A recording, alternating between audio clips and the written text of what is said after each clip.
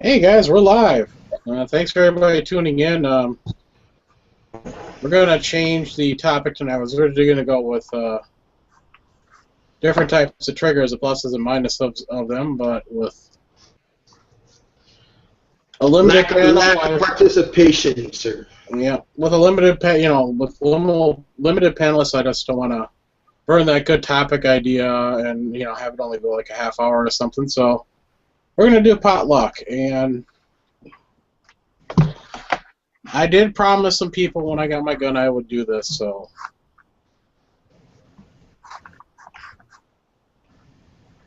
let's see if I can actually do it. Poke your pecker to the barrel.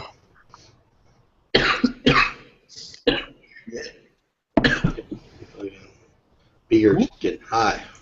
Oh yeah, good shit right there. What did you get, Quark? Got my PPX. You'll see a video on it, but yeah, see this picture right here? I won't let blow it up. So I promised to do this. What a fucking desktop. No, Yo, why do you got pictures of me in your fucking computer, bro? Did we wax off? because you posed. No, that's great. Anyway, But I feel hopefully you fucking guys saw it go into the recycle bin, and feel violated now. What did you delete? you see that? Look at that picture right there in the center desktop. There you go. Why are you deleting your fucking world famous picture, bro? Because that's what the promise I made, and people were happy about that. So hey, Walt, I see a badge there. What you got there? it's been deleted permanently, folks. Hey, Walt, you there? Yeah, I'm here. What's that badge you got there? Oh, that's a Huron County Sheriff. Oh, you active or retired? You're breaking up, bud. What'd you say? Are you active or are you reserve, retired? No, I collect badges. Okay. So you just like go kill cops and take their badge for them? Yeah, I have. Yeah, I'd probably have like 50 or 60 badges I've collected over time. All done, all collected during the knockout game, right? Go out there, cold cock the cop, and then steal his badge. Yeah. Come on. It's mine now. Nah, you wouldn't want. Oh no. Shh! Don't say that. They'll come and get me. Hey, Elvis was like a reserve deputy in like I don't know how many freaking districts or counties that he had because any place he lived he wanted to be a reserve police officer, like Shaq. Yeah, he did that when he was in Cleveland. Here, he joined the reserves or whatever sheriff department in Cleveland. Yeah. But yes, folks, I did get my carry gun. There you go. I'm much more attractive than this gun. Came with a free bowl of soup. Pretty much. Walther PPX, you'll see a video on it once it monetizes. Oh, let's just let him rip anyway and wait for the monetization to kick in. I don't care. I always do that, so probably put up tomorrow. I'll give you my first thoughts unboxing of it, basically. So spent my time cleaning it tonight too. I was pretty surprised. It was not too bad. Hey, we got actually Yankee joining us tonight. Wow. I had to pay him. Went skating last night, so I'm not skating tonight. Nah, did you fall on your ass? Okay. They had a special glow skate last night, so always wanted to go to glow skate. Is there any good video of you falling? Hey, what? Any good video of you falling? No, I didn't fall. I don't usually fall. Yeah. When Yankee does fall, since he's an old man, he does break a bone, normally a hip. So get that grow. We were going to fall last night, night to do it, because what they did is everyone who paid admission got a glow stick, and then they would turn all the lights off, and you skate around in the dark with nothing but glow sticks. The skating ring here when I was teenager, they used to do these lock-ins or sleep-ins where you get there at a certain time and then you spend the night there. I don't think that actually was a lock-in. I think you would just break in after hours. I could. Do you carry while you're skating? No, I put it. I have a safe mounted in my car. When I get there, I put it in the safe, and then I put it back in my holster when I get out. Imagine him flopping and hitting and lowering and hitting and. Now about the skate, what you Sometimes I used to sometimes carry when I was skating, but I'm like, nah, I don't want to risk falling on it. Well, fucking skate away to safety. Yeah, That would have. I'll skate away if I get in trouble. You see the gun slide across the ring there. Yeah, you land on a gun. You wish you didn't carry it at skating. Yep. Yeah, I carry inside the waistband, so for sure. I mean, you land on the side of your hip. God damn. But Tim wants to hear my first impressions of the PPX. Awesome trigger. Have you even used it? Holy ass gun. Feels great in the hand. That's basically all I can tell you. If it just wasn't so bulky, so square, it'd be a lot better looking. Didn't you used to have one of those, baby? No, I had a PPQ. There's a difference. No. The PPQ is a new version of the P99. Okay? Correct. Yeah, Don't they have a PPS too? they do. PPS is a little thin gun, but I had a PPS, but I could never get used to how thin the grip was. It was like holding a 1x2 in your hand and shooting it, and it was painful. The only gun I found, that's the same thing with like the XDS. I just can't find those grips comfortable. The only tiny gun I found that has a comfortable grip is the Smith & Wesson Shield. This causes the grip a little more rounded off, a little more bulbous. Right. You still got the Glock 380? No, I got rid of that a long time ago. Yeah, that what? About 5 days before you sold it? I've actually had 2 of them. Really? You bought another one? You bought the revised? And I've sold them both. Yeah, I bought the old model, and then I bought a new one, and I've sold them both since then. Well, what's the difference between the old model and the new model? The rails. They had to make a lot of changes. They were not reliable. Well, look, here's what's funny about that is my buddy Murphy, he has one. He has the first one that came off. He bought it early, and we've shot Monarch, not expensive ammo through it, and he's never had a failure with it at all. Yeah, some of them are fine. I mean, some Kel-Tecs work too, but I still wouldn't.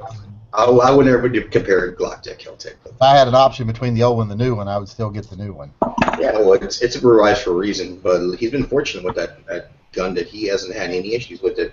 Check yours out, and yours works fine. That's great. I mean, it's probably going to always work fine, but chances of getting one that don't work with the old models are much higher. Mm-hmm. It's like Kel-Tec's slogan, guaranteed to fire once. Sponsored by George Zimmerman. Yeah, and even that. I love the fact that people always talk about, people who followed that, love to say, worked for George Zimmerman, ha ha ha.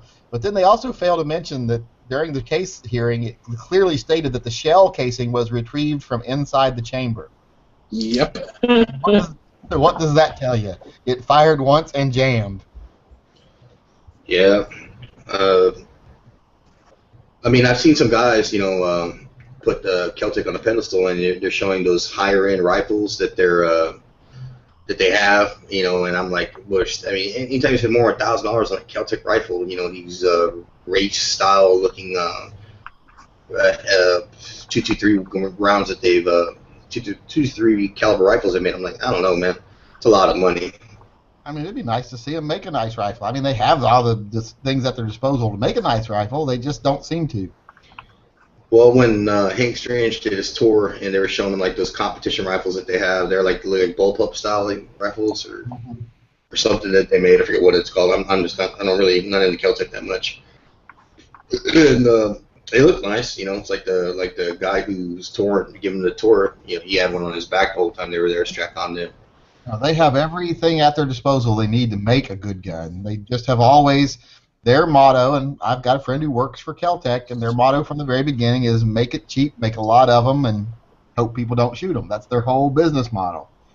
So now maybe they're going to start putting a little more time into making a good gun. You never know, because it's gotten to where used to be when they started doing that business model made sense, because there wasn't a lot of inexpensive guns, period, and there wasn't definitely a lot of inexpensive guns that worked decently.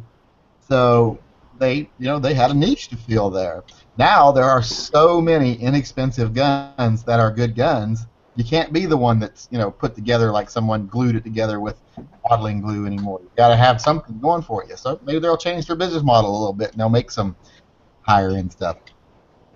Yeah, I mean, you can take a look, like the SIG P250 or the, SDVE, Smith & Wesson SD9V, whatever it is. Guns in the same price range as a PF9 that are a lot better.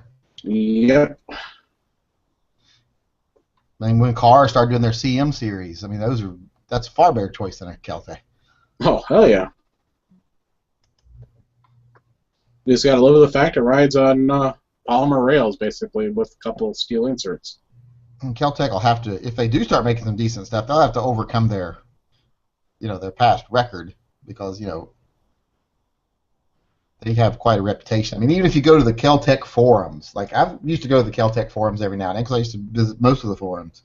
It's almost like every post on Keltec forums is, how do I get this running? Where do I send it to get it repaired? Mine is doing this, and it's like every post on there is something negative about Keltec, yet they still all love them. So, yeah, kind of like the Taurus forum. Taurus forums are pretty much about 50% of the posts on Taurus forums are about why they will never buy a Taurus again. I am in that same group. The thing about Taurus is they're great right up until they go out of timing. So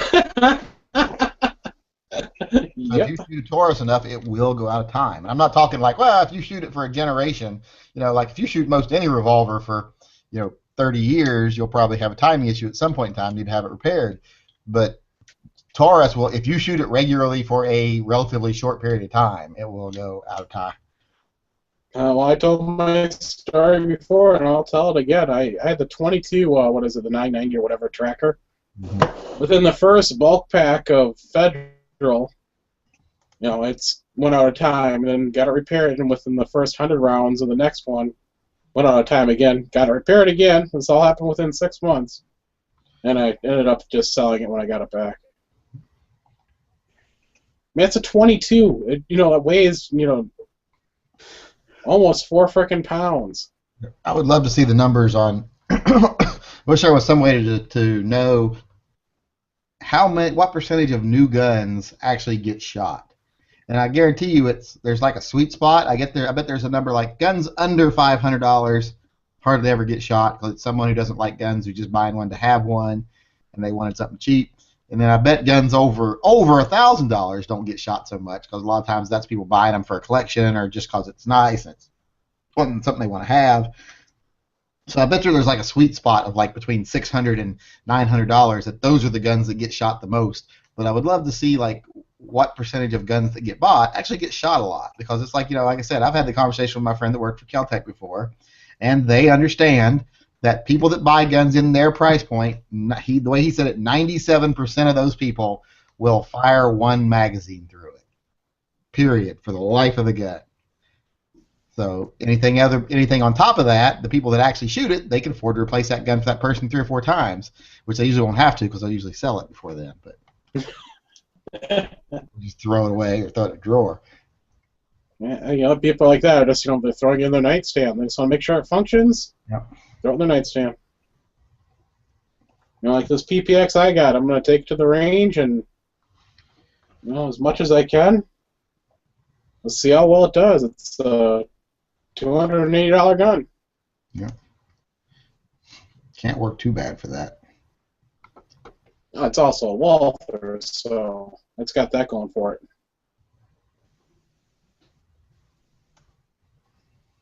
The only negatives I heard about that is sometimes the firing pin channel can get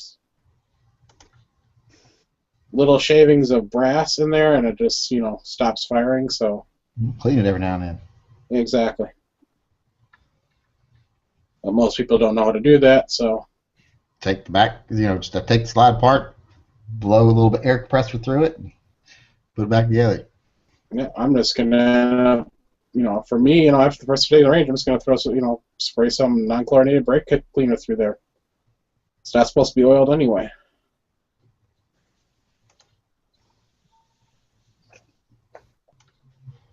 This is an exciting chat. What was the topic tonight? Well, the topic tonight was supposed to be different types of triggers, pluses and minuses, but... You said trigger, right? Yeah, trigger.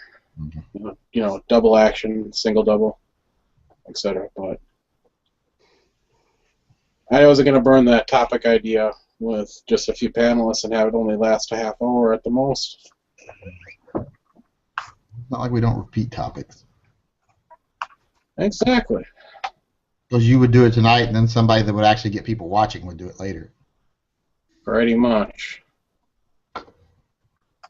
So I figured just either let it go for another one of my chats, or somebody will steal that idea along the way, and I'll be like, okay.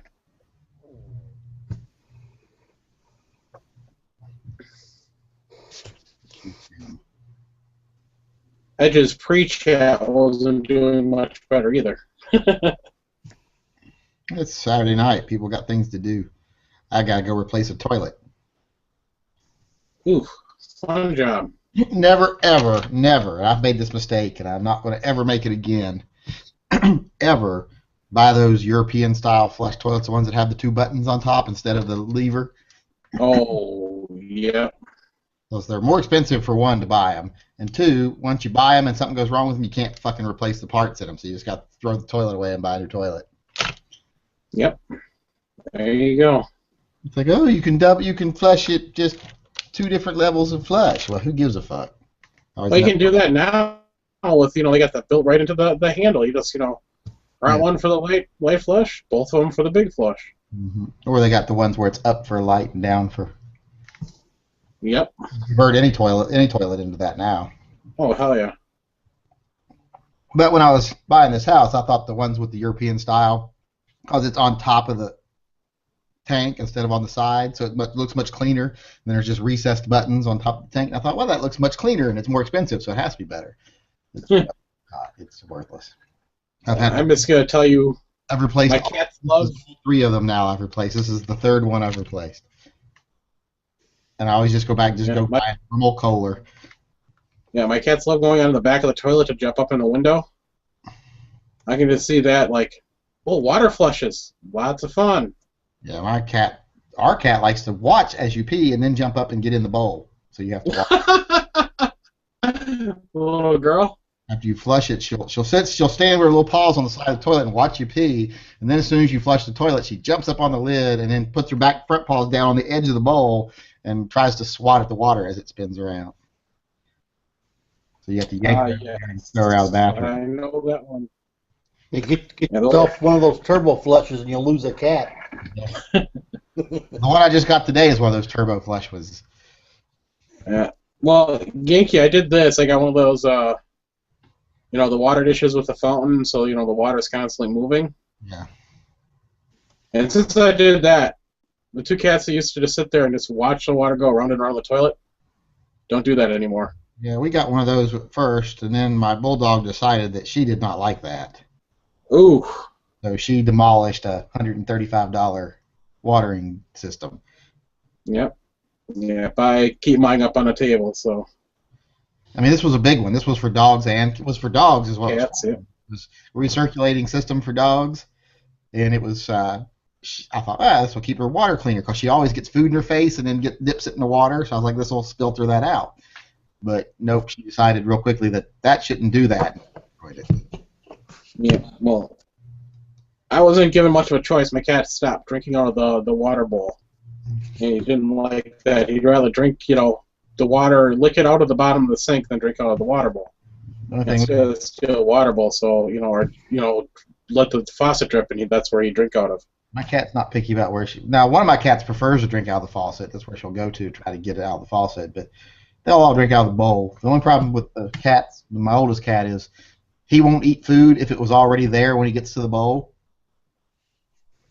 Like, if he walks up to a bowl and there's food already in it, he'll sit there, meow, meow, meow, and you actually have to dump it out and then pour in fresh food. Oh, damn. He won't eat food that's already been sitting in the bowl. You ever get a dog that likes to drink out of the fucking toilet? Well, my cats do that with a toilet I don't use. I've got, a half bath, and I don't use that one. Your bidet? So, yeah, they drink right out of that. That's crazy. I'll be back. I gotta go. Little boys. I didn't know you were that fancy, Quirky. You have a bidet.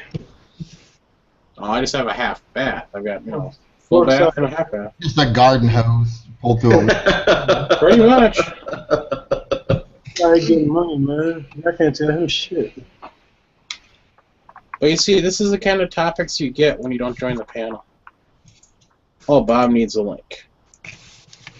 No, I wouldn't do that. Sorry, Bob, I just saw they messaged me, so you got a link.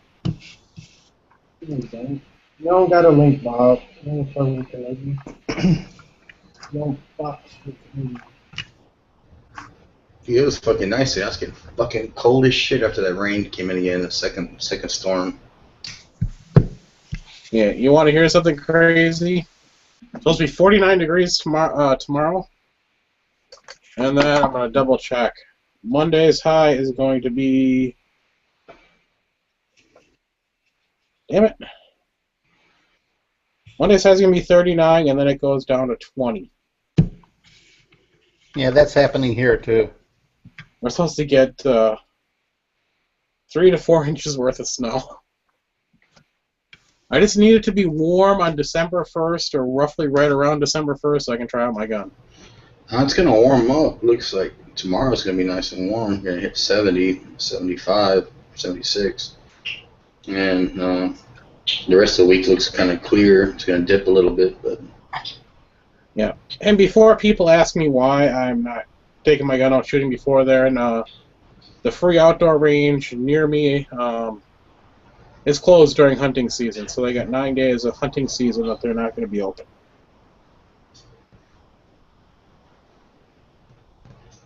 Yeah, I wouldn't be going in the woods with them hunters. Yeah. So that's why I'm not going to pay $25, which is basically 100 rounds of ammo, to go shoot 100 rounds of ammo at the indoor range. I'm too And cheap if you for do, that. don't wear a reindeer hat.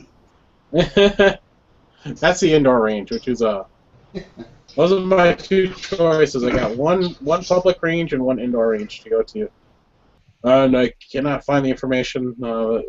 Shop owner today told me about a range out near me, but I've not been able to find any information about it online. There's supposed to be like a $50 annual membership to the range. Yeah, I just re-upped my range today. It was supposed to be the first 2 weekends in November, and I missed them. And so I had to sit there for a couple hours, wait for the guy to get there, and I re-upped mine. It took me 2.5 years to get into it. I didn't want to lose it. Yeah. And this, it's supposedly nice. It's actually down in a sand pit. Yeah, that'd be a good backstop. Yeah, pretty much. Yeah, that's when I joined the range. That's what I was looking for. I kind of worry about that and make sure the backstops are good. Yep, the range I told him, this range, if its directions are pretty correct, it's like a 15-minute drive for me, so it's not far at all. The other range is like a 5-minute drive for me, but they're both solid. Yeah, I work in like a sand quarry type thing. If I had silencers, I'd be shooting right in the city. Yep. Yeah, I was talking today while I was waiting for everything to clear up on the hotline so I can actually get my gun. I'm glad you got We your gun. were talking about suppressors and, sharp barrel rifles. Those are the two things that, he can carry. You can't carry machine guns because that's a different story.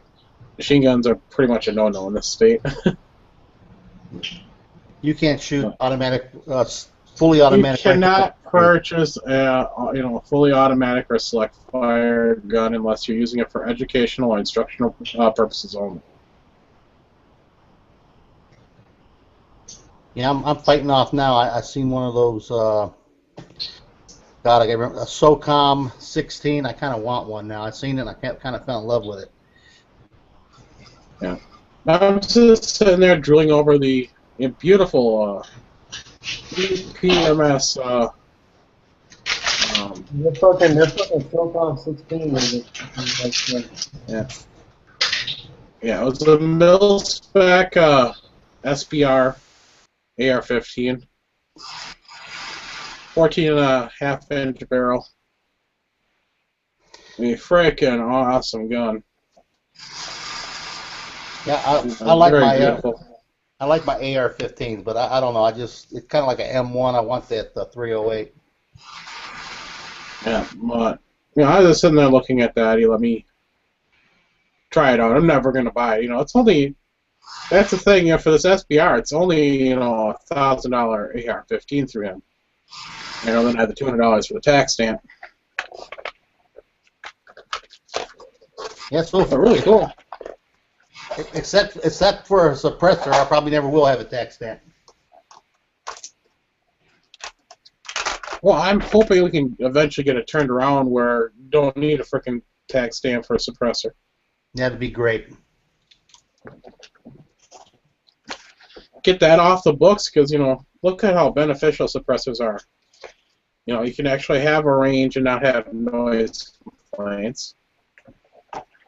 You can actually hunt with it without blowing out your ears. Like this morning, hunting season started this morning at, I can't remember what time the crack of dawn was, but 5 minutes after the crack of dawn, hunting started here, and I got up, and about 8 o'clock, I heard a bang. And I'm like, yes, somebody got a deer. They probably thought you was a polar bear. It was off in the distance, but I knew somebody got a deer. Lucky they were a bad shot. They popped your ass. Kirk, I can actually walk down my back hill and hunt deer if I wanted to. Yeah, and they walking out there to hunt you. They're going to hunt me? Yeah, they thought you were a polar bear. That's messed. Taking shots at you, Court.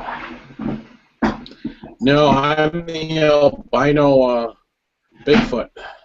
If there were snow on the ground, I'd be a Yeti.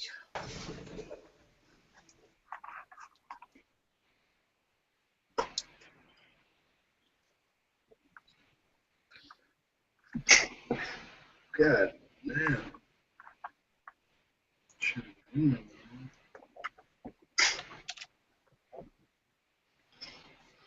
The more I play around with that P320, the more I want to buy it.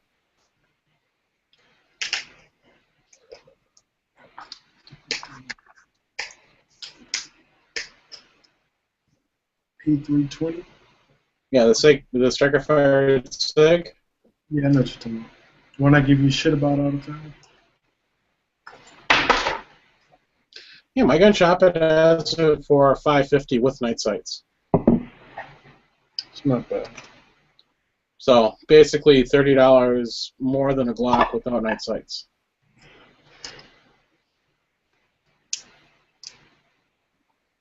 I'm talking about local prices here, which is nice, but it's too new of a gun to be a carry gun.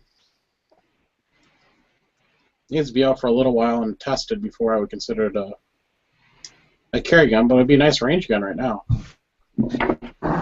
I carry every gun. I carry any gun I buy. I will carry it. I'm with you. I want the gun to be proven at least. Shit, it don't have to me. If the gun fails, I'm gonna just beat in the head with the motherfucker. Yeah, well, what I'm getting here is I don't want to buy a gun which is pretty new to the market and then find out they've got a whole bunch of defects that. I feel you. The SIG is like that. I like to give a gun 6 months a year out on the market. Damn. Like I could have bought, the R-51 from Remington, which is a complete and total dud. What? You could have got the new Canic. I don't want a Canic when I can get a German Walther for less. Canic might be better though. Yeah, I'm thinking about that gun Yankee got, that Arsenal Strike 1 or whatever it was. Yeah, I liked it at SHOT Show, but I mean, if it's just, I want to see if it's going to be as good as they were hyping it up. I don't think it's nowhere near ugly as his revolver, though. The Chippewa Rhino thing? Oh, my God. Choppa. Chiappa. I think they got it pretty nice. I like the one. Now, Browning High Power, that's a beautiful gun. Can't hear you, Bob, which is a good thing. Oh, we can't hear you, Bob. Be quiet. Hey, it sounds like he's in Canada. Going on, sorry guys. Hi there. Yeah, no, I'm just gonna say the Browning High Power is a beautiful gun, and all the rest of your guns suck. Wow. Oh, Court, you did that. First of all, Bob. Well, have you seen these things? They're like fucking jewels. God, Hey, Bob, I incredible. want you when you're down in the States to take a James Yeager fighting pistol class and see how well that high power does Same, for Bob. My No, Glock I'd be fine with that, 26. man. As long as I don't have to drop it on concrete. I don't have a problem dropping it on dirt, but concrete, I'd be like, eh. Now, I'm going to say this. If you get Tim and he sees you gently setting that down, basically, not dropping from a high distance, you will take and step on that gun and grind it into the ground. Yeah, as long, like I say, if it's dirt, no problem. If it's concrete, no, I don't want to drop my gun. Besides which, it's a single action with a simple safety. It could go off. Well, Bob, if you're dropping your gun that much, you need to quit drinking. Oh, no, that's my rule. Like, loaded guns and never around alcohol. Same with driving. I just put the same, kind of requirements on handling a gun as I do on driving a car. Not with alcohol or any other substance. That's what we have wives for. Well, yeah, for driving. All right, Bob. Here's a real piece of. Uh-oh, what we got? What we got? Yeah. Okay, you got, that is nice, but it's in 30, isn't it? 30 Mauser or something? 30 Luger. No, 30 Luger, yeah, so it's like a really stupid caliber. I thought Wow. I thought the Lugers were 9mm.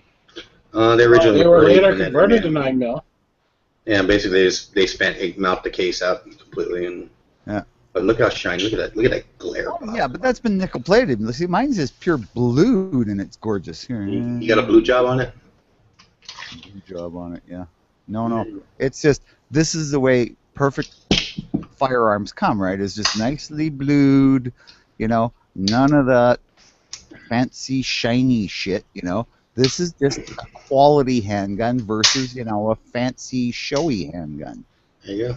Made in 2013. Yeah, really nice, Bob. 1920. Yeah, yours is 1920. His is this Oh, yeah. decade. Yeah, this is brand new, but it's made the same way as the regular high powers, right?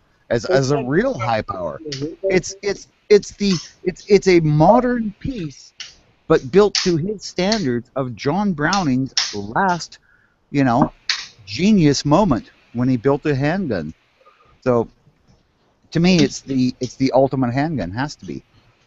He was the ultimate gun god. That's like back when the cavemen put the wheels on stuff. Same thing. Yeah, I got it. Yeah. So only drop once, Yeah. Bob. Bob's ultimate vehicle is the Model T. See, Bob, this Luger was only dropped once. Over in Germany. Over in Germany, out of his dead German Nazi hands. Ha ha ha ha. And then I had it nickel plated. So that's the original Luger edge? Yeah, that's what we want. Damn. Well, it's not original nickel plating. No, I mean, whoever had it, between my grandfather and how he got it, somebody decided to go ahead and gussy it up with some nickel and kill the collector's value. That thing would have been on original bluing, and I mean, mind you, the nickel plated probably saved it from pitting, corroding, like a lot of guns you see that aren't well kept, because a lot of people didn't know better. Like, this is gonna be a fucking collector's item one of these days. Yeah, they'd stick it in their sock drawer. Yeah, so but if it would have been pristine, you're looking at 2, maybe 3,000. Now in that condition, it's about maybe 1,400, unless you find somebody has a hard on for a nickel Luger. Yeah. Well, I could have got a Browning high power that was like actually an Inglis. Well, it was an Inglis built slide and barrel on a more modern frame. But yeah, they wanted like 11, like at least another rifle's worth. To buy them. What did they call them? P-38s? The machine gun? No, the Luger. Browning high power? Oh no, I don't know. What was the Luger? Yeah, it was. Which one? No, the P-38 was the Walther, I think. Oh, was it? No. The P-38 was a Walther. That was. I was thinking it was a Lightning. That came after the Luger. That was like the next service revolver or service pistol. Sorry. Yeah, it was a better gun. It was a better gun. It didn't jam as much. I still want a P38 for the collection. You can find them sometimes on occasion, like that are imported for like around 500. Mm-hmm. With either price. I can get them for 700 here. I've seen some Parkerized. I've seen some blued, and they did nickel those from the factory originally for officers and whatnot. But there's this one dude in Arizona. I think he's in Arizona. He's out there somewhere on the west, and he has like the biggest collection. There's a video you can find on it where he has he collects Lugers. I mean, he has every fucking Luger. Like his average, I mean, his collection is like worth well over $1 million. You know, fucking Lugers that he has. You know, like from artillery Lugers to basic, the little 4-inch, and then some, and he just collects the shit out of them. Yeah, that'd be cool, man. I've seen the Lugers with like the really long barrels and then a stock attachment and stuff. And it's just like how far? Like that's what, maybe 50, 100 yards with a Luger with a 9mm. See, the big secret is a lot of people don't know. It's a big YouTube secret. Is that guy Mr. 45 Bullet who does that 1911 collection? He was always hand wiping, using gloves and whatnot. That's G Webb's collection. Oh. Yes, that's a large collection there. Yes. He has like the first before 1911, all the models they before him. He has the very first Delta Cup, Delta Elite 10mm. It was like serial number like 001 or something like that, or whatever it was. No kidding. Yeah. Man, the guy who does like all the work for him, you just see him wearing. You never see him. You just see his hands wearing gloves, his little white gloves, and just talking over the gun and the history on it. That's Mr. 45 Bullet. You mean Bill? Yeah. Yeah. And he's a curator for G-Whips. You see how G-Whips handles those little Saturday night specials, right? Yeah. Or them on a blanket. Oh, here's one, and just kind of throws it on the table with the other ones, gets it all scratched out. Here's my serial number 001, Delta Elite, and here's my Jennings. You got Delta Elite? Sure.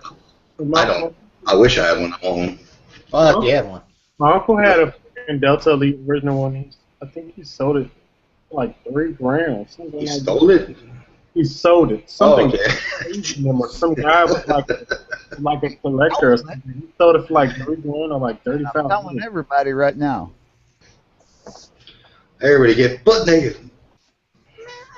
Hey, Bob missed me deleting that picture. Delta Elite's fucking the shit, man. Pretty.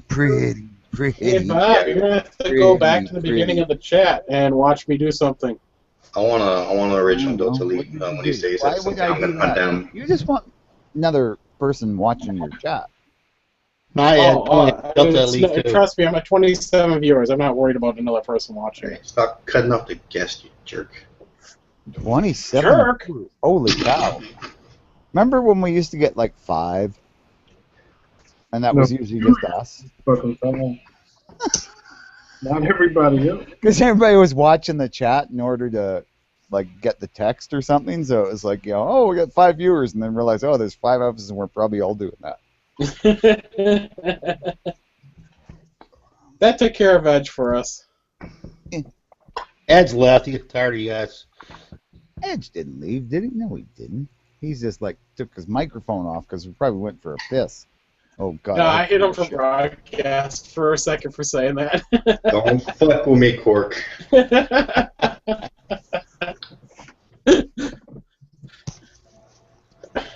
So what's this like bromance you and Quark got going, Edge? Shit. Boone. I do. I'm a nice guy, so I throw peanuts, at elephants and stuff like that. So. Yeah. So on what? What do you throw at Quark, though? I mean, kittens? No. No, you go to a different channel if you throw on that shit. There you go. I still had less cats than Bob has ever had, so. Oh yeah, I had like outrageous amount, but that wasn't me. That was my wife. Bob's not a cat lady. Bob's a bunny guy. It was kind of me. It was partially me. Like, I would say, well, I'm going to just keep that cat, and then my wife would go, oh, but we got to keep the rest so the kittens can stay together. What? All the poor bunnies that Bob's had killed under his custody. Oh gosh, man, I feel so bad about. What was his name? Samuel? I can't Floppy, remember now, so it doesn't really matter. Peter. Thumper? I had a girlfriend called Thumper once. Oh, it was Larry. Not good, bro. Larry. His name I thought that was your snake's name. Fred. Fred. Oh, that's your snake's name. Okay. We used to have a ball python named John Claude.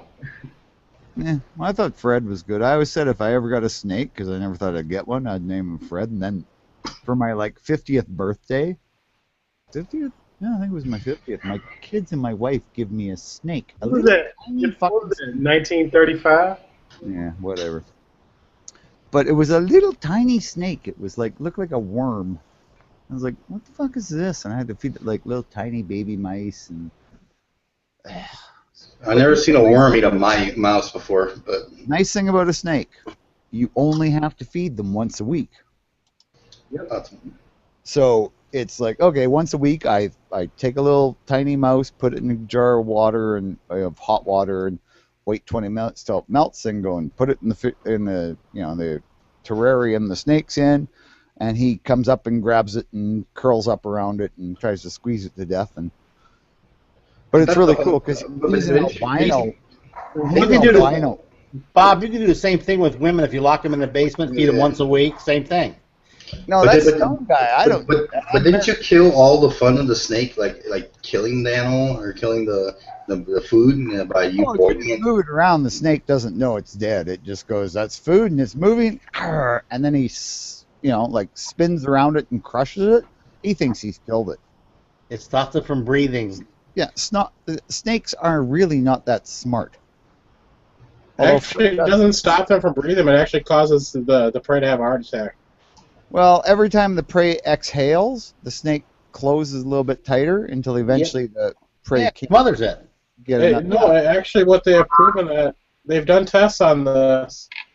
It causes the prey animal to actually have a heart attack. What kind of constrictors are we talking? I'm talking corn snakes. I don't know what you're talking about. Yeah, it doesn't stop it from breathing. Actually, because of the pressure, actually increases the heart rate. It basically causes the heart to have a heart attack. Basically, well, this must be some new research, Quark, because as I've always understood it, I've seen it described. So did I, but then I saw Animal Planet was doing a thing on it. No, They're usually correct. Well, we had a California it's so unusual king they're snake. wrong. All that, One at a time. I think it's suffocating it, crushing the bones, doing all that shit at one fucking time. Stopped it from breathing. Yeah, They just stop them from breathing. You get Oh, squeezed. yeah.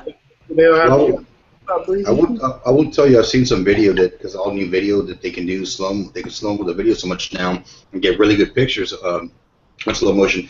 I also saw a video where you always thought when you see a dog drinking water out of a bowl, it's just him going and then they show the video and he's actually cupping his tongue. Yeah, he's lifting the. Hey, yeah, do that again. Damn! I saw that video. It's pretty cool.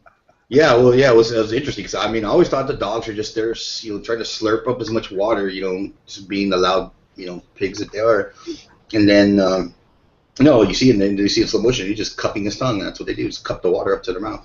Yeah, that's why you don't want to ever let women watch that, because then they don't need men. They don't need men anyhow. Not anymore. Yeah, they can just get artificially bred and all that kind of shit. Bob likes the butch chicks. No, Wow. I'd say women don't need men. It's called Itachi. Yeah, I like women that are dependent upon me. Good luck there, Bob. Yeah. Oh, well, but I just wish the apocalypse would happen so I could be proven right, and then everything would be good. Kind of apocalypse. Any kind. I don't care. Tupac. 'Cause I'm You know, guys, all we that keep stuff. worrying about the Mexican border. I think we ought to watch the other border. You know what I'm saying? You're not gonna last 3 days with your Damn high Canucks. Yeah, I'm just gonna say the invasion starts when Bob crosses the border. I just went and got the mail, and I got my stainless steel guide rod for my Glock.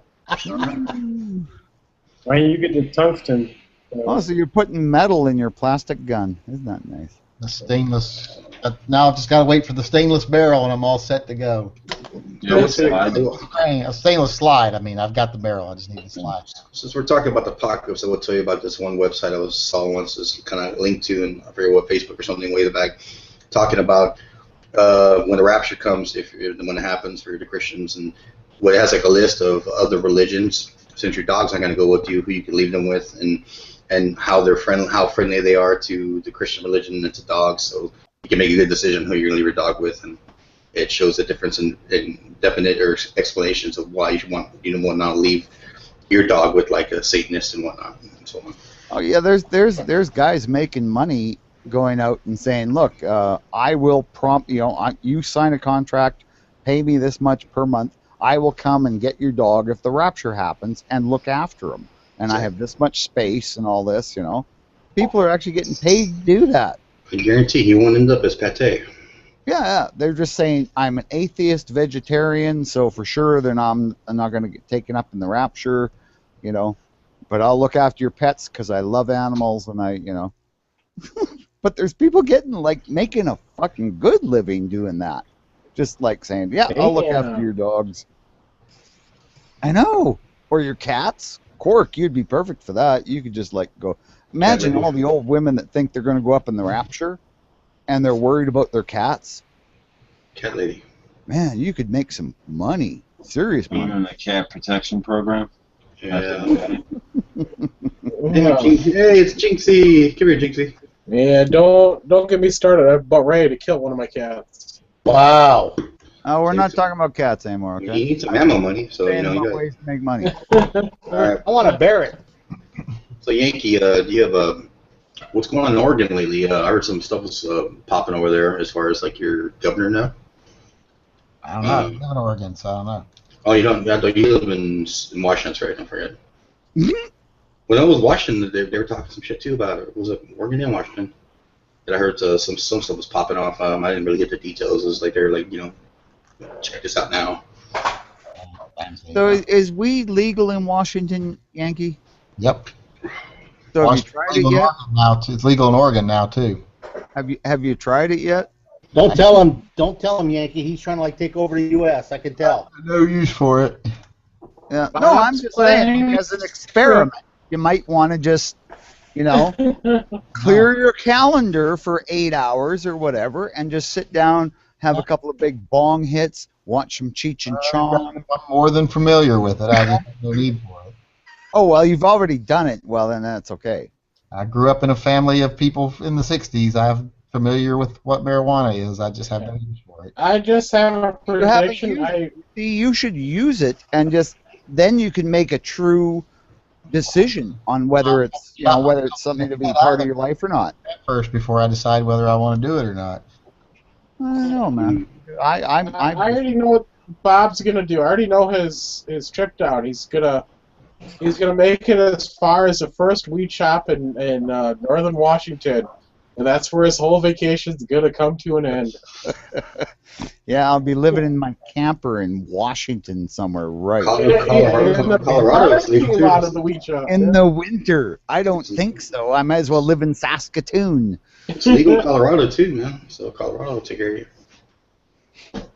Yeah, but there's not real warm year-round places. It's kind of fucked up. I mean, I'm glad for them to have the the ability to be able to do what they want as far as the option or not, but they're really fucking that state up with all their fucking gun laws too. Yeah, that's really weird. It's like, okay, you can smoke pot, but we're taking your guns away. Mag pool, it's flying the coop. 15 rounds. It's like in Colorado. 15 rounds, yeah. Whoopee! I wish I could have 15 rounds. I have to kind of squeeze around it by having pistol magazines that fit my rifles. So they have to make a pistol version of my rifle. It's fucking stupid. So your high power is supposed to have 13 rounds. Yeah, and because pistols It's are neutered. limited to 10 rounds, it only holds 10. That's why. I know. That's why I have three So magazines. it's like buying a Pinto without the GT capability. Yeah, Yeah, I can also see Bob when he finally gets down to the States. I need some 13 rounders. Oh, yeah. I'd be the first thing I'm doing is going to the gun store. You got any Browning high power magazines? Okay, give me 5. They're gonna be like, no, we don't support that bullshit ass stuff. So Bob, did you ever own a Gremlin, Bob? Nope. No. Almost bought a Javelin, but it was like the 401. Well, the Javelin was a good looking car, wasn't it? Oh, yeah. It was like, Muscle this car? was a 71, I think. So it was a high Volkswagen compression Rabbit. 401. 4-speed, but somebody had vomited onto the cloth woven seat in the driver's side, and they couldn't get it out for some reason. And it was like I went to test drive the car and looked at the seat and went, "Oh fuck, no, man." That's when you go on eBay and you buy a new seat, Bob.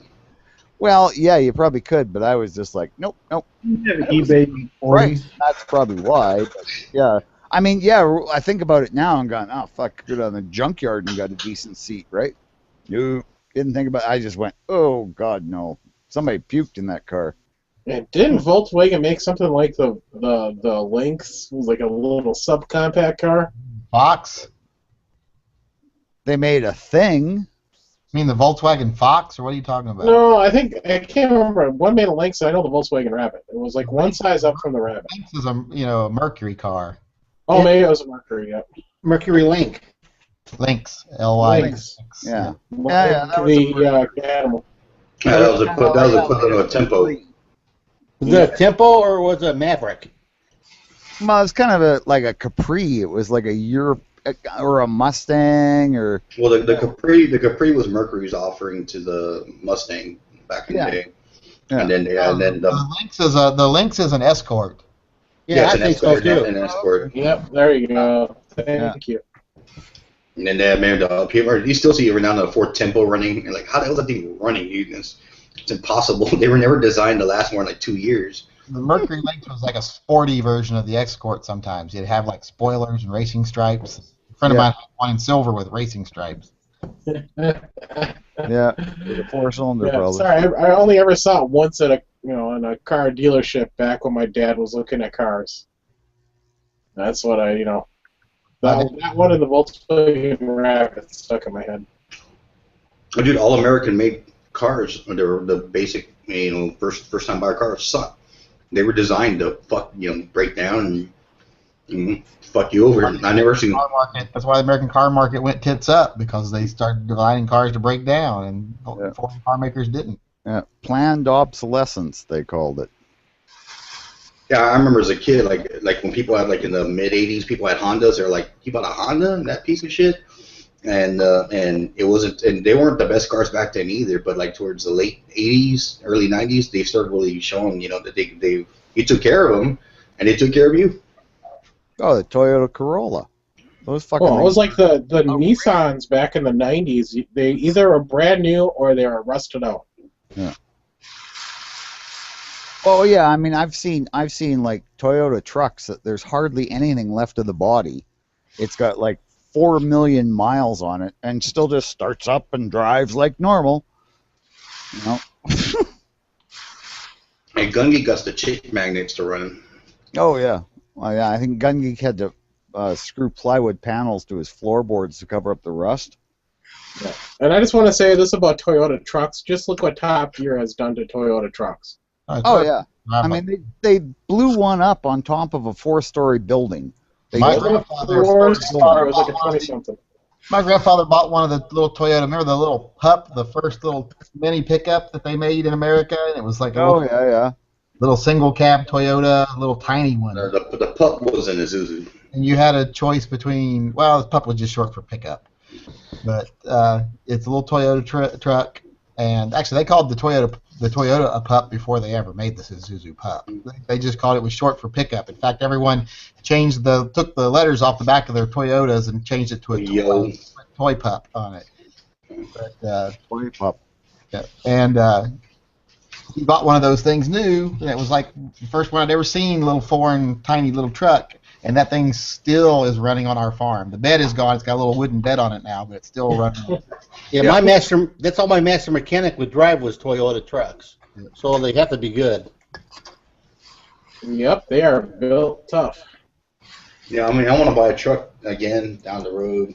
If everything gets settled, but I'm thinking between a Toyota Tundra, the quad cab, or not the quad cab, but the crew cab that they have, kind of like a four-door package that they have with the row one, the 4 doors, and between that or a Silverado. Now, I bought my truck I've wanted for my whole life. I finally got a Jeep Willys. Oh, nice. I don't drive it, but it's nice. I remember those old Jeep Scramblers from back in the day. And it's cool. Yeah, my company, they gave me a truck right after I bought my new truck, so I've got to drive that. And I'll leave my truck in the garage for my wife. Oh, yeah. And then you bought yourself a Willys Jeep. Yeah, that was 2014. It's kind of like the, I don't know Jeeps too well. It's got a stronger air undercarriage and gearing. Oh, yeah. Cool. I've always wanted to buy a Jeep, and I keep, even when they made the 4-door Jeep recently, the Wrangler, or whatever they call it, the 4-door version, whatever they call that thing, yeah. I've always wanted one, and every time I I want one so bad, and then I'll go and I'll make the mistake of test driving one again, and then I'm like, oh, why does it have to be the worst car ever fucking made? Yeah. Well, the thing is, it's not made for road travel. It's made for, I mean, it has to be. Taking it off-road, you don't want it. I mean, there's a reason why Consumer Reports rates cars on a scale from 0 to 100. No, for like J-turns and stuff, they're terrible. They're a lot better than they are now, but I'll tell you what, it rides nice. It sits high, and with the Willys thing on it, it's got the bigger tires on it, and of course I'm not racing it. Yeah, but like the regular Wranglers, though, I went to look at like a brand new one, and they got nice engines and stuff in them, but they're just awful. And it's like you can't, I don't know why they put stereos in them, you can't hear it over the road noise in the damn thing. But that's why you get a hardtop, babe. Even with a hardtop, it comes through the floor. No, mine's not bad. Mine's not bad at all.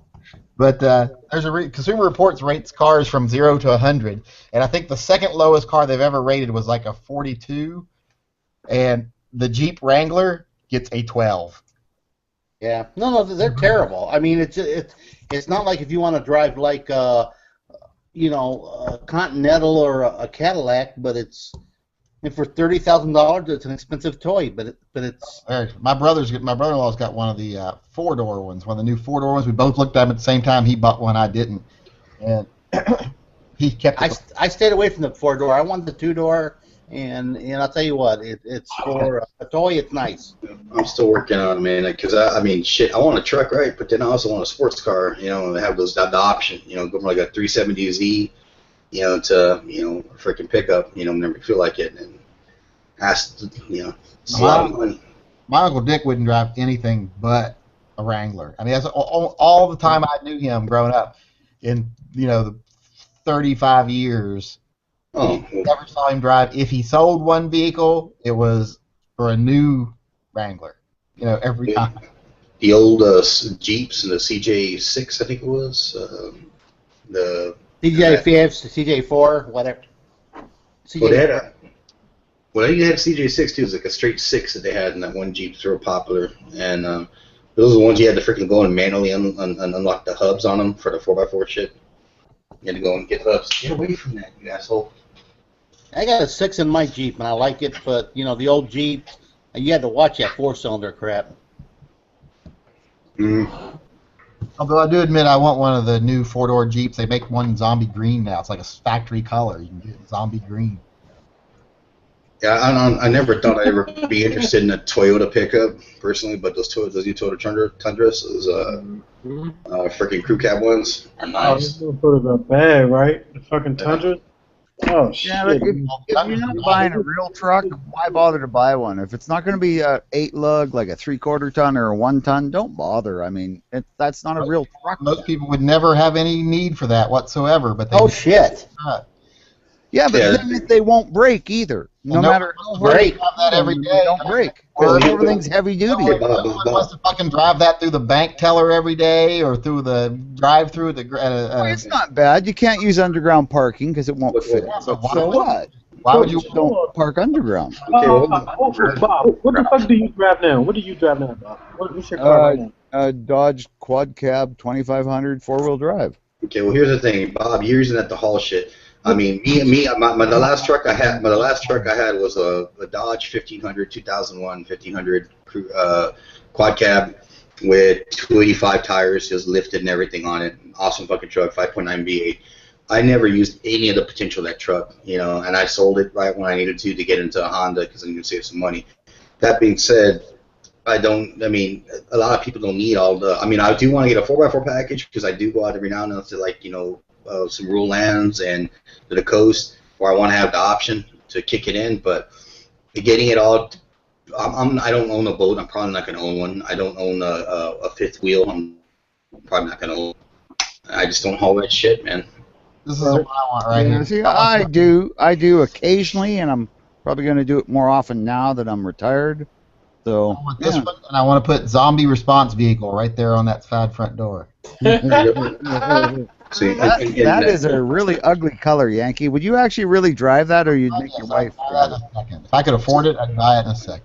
So here in the States, Bob, we have two states, Texas and Oklahoma, that buy all the trucks, basically. If you go to, like, California, you'll see a truck, but it's being used for work. It's not just some guy driving around, you know, running errands in his truck. And Texas, Oklahoma, that's what they have, the Texas, Oklahoma Special. Yeah. We're the two largest consumers of trucks. Well, that's what we are in Canada. Saskatchewan is one of the largest consumers of F-150s in Canada, you know? It's not What a I've never understood is when you watch these guys drive from their apartment to their job at Walmart in their F-250. Yeah. Yeah, but it doesn't. Yeah, what do they do on weekends? Do they maybe go off road and They go work climb at the Walmart mountains? and they don't go off road because they got this fucking, you know, the two-wheel drive fuckers. Oh, okay. Yeah, that's kind of dumb. Other than they're, you know, more fun to drive than a fucking car. I Pickup like trucks mine. are fun. I have an F-350. I haven't. It's older now. I think that'd be 15 years old now. But I mean, it's fun to drive because you're sitting up so high, and I feel like I can run over anybody that gets in that fucking pisses me off. But I have the F-350 diesel, and it's fun to drive sometimes, but it just gets horrible gas mileage, even in a diesel. It's impossible to park anywhere. It's bigger than any parking space anywhere you go. So, Yeah, well, diesels are good to run if you're going to use them for work, because that's what they're designed for, the workhorses. But it used to pay off. But diesel is, even to this day, like right now, gas is $2.51. I filled up today, $2.51, and a fucking diesel's $3.29. I'm like, isn't diesel a byproduct of making gasoline? Yeah, it used to be cheaper, but now, of course, so many people are going diesel. No, they figured, why are we giving all these fucking all these carriers that are carrying all the fucking transporting all the merchandise, all the stuff that goes to all these stores and factories, whatever. They're like, why are we giving them a break? And they went and poked their eyes out. It's ridiculous, man. You know, that's economics in America. I was thinking about, I asked the guys, like, you're buying diesel, what's it worth? It's like, you're going to work it? What happens with diesel? They don't break down as much. The better diesel main engines, they don't break down as much, so their service less, especially when you work them. But when they do break down, buku dollars, to get them serviced, and then the gasoline's not going down anytime soon. Fucking ethanol's even cheaper than gasoline. this is. Yeah. well, in the city, Ethanol, they you should be get electric. less gas mileage. Yeah, in the city, they should be electric, is all I say. You know. I was gonna say this: the benefits of diesel is better gas mileage. It doesn't that great gas mileage, but Well, picture this truck right here. If this was green, if this was dark green, it looks exactly like my truck, and you can't park it then anywhere. Well, no, you got like a 8-foot box on that. Yeah, I've got the extended box. I've got a rack system on it too, so you can't. That's a dual dually. wheel, That's a dually. Yeah. Yeah, So I can't do underground parking with it. I can't go through drive-throughs. The very first week I had it, I had to have the right front fender repaired because my brother-in-law tried to take it through the bank teller and got it stuck. So See, that's stupid. I mean, I drive like a truck that basically, other than I have a 6-foot box, is the same fucking size, and I don't have dual wheels, and I can drive it through any takeaway or bank teller. The only thing I can't do And is take up 4 parking spots at the mall. I don't. I actually can only take up like a little bit more than one. Then I had to destroy some bushes because I decided to take it through the McDonald's drive-through to pick up stuff one time, and it fits through because it's a one-lane drive-through, so it fits. But the turn at the end of the drive-through to cut back in front of the store, the truck couldn't make it. It couldn't make that sharp little turn, so I had to drive up into the bushes and crush their bushes to get out of there. I don't know. You see, that's why you Fuck have your those bushes. bars, Yankee. That's why you have those bars underneath your. Oh, it took it. It didn't hurt the car at all. Didn't even put a scratch on it. No, you're supposed to use the bar, put it up against that concrete barrier they have, and then just gas the truck, and it'll pivot around the bar. What the fuck are you Wow. talking about? Well, that's what you do with them, right? They're called Nerf bars, not Nerf bars, rocker bars, whatever. But on an off-road vehicle, which is what these things are, pretending. Run over like the bar. Yeah, and you get it up against a tree Good when one. you had to, and you just pivot the truck around the tree. The only bad thing about this thing is the power steering went out on it like 4 years ago, and took a while to get it fixed. Oh my God! Try turning that thing in and out of a parking space with no power steering. Oh yeah. Oh, yeah. Oh no, I mean the thing I don't miss about those 285 tires I used to buy, they were fucking $280 a pop for those tires. So my BF Goodrich ATA 285s, awesome tires, great tires. But those big ass tires, one, they lifted the truck higher off the ground, got shittier gas mileage. I used to get like 11 in the city, maybe 16, 17 on the highway with that truck with the 5.9. If you change the tires, you should tall read were it on your computer, because otherwise it fucks everything up for mileage and How stuff. tall were the tires? 285s. No, this thing don't even got giant tires on it, but I'm 6 feet tall and I still got to hop up into the fucking bed of the thing. Most trucks you're gonna get like standard tires, like 220, 245s, 225s, something like that. And 265, some people get them to make them look bigger off the ground. This fucker had 285s on when I bought it, and then I replaced the tires once on it.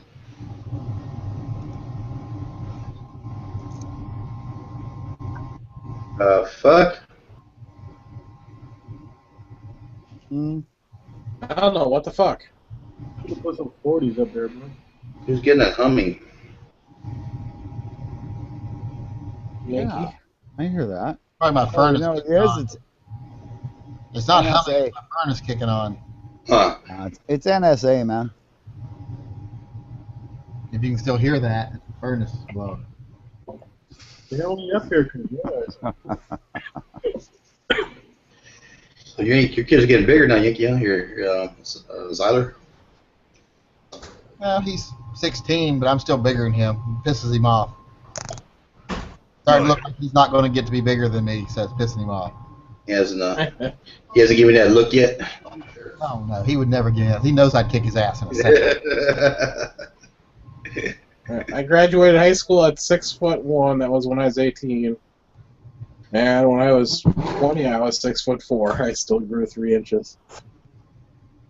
So there's still a chance you could grow more.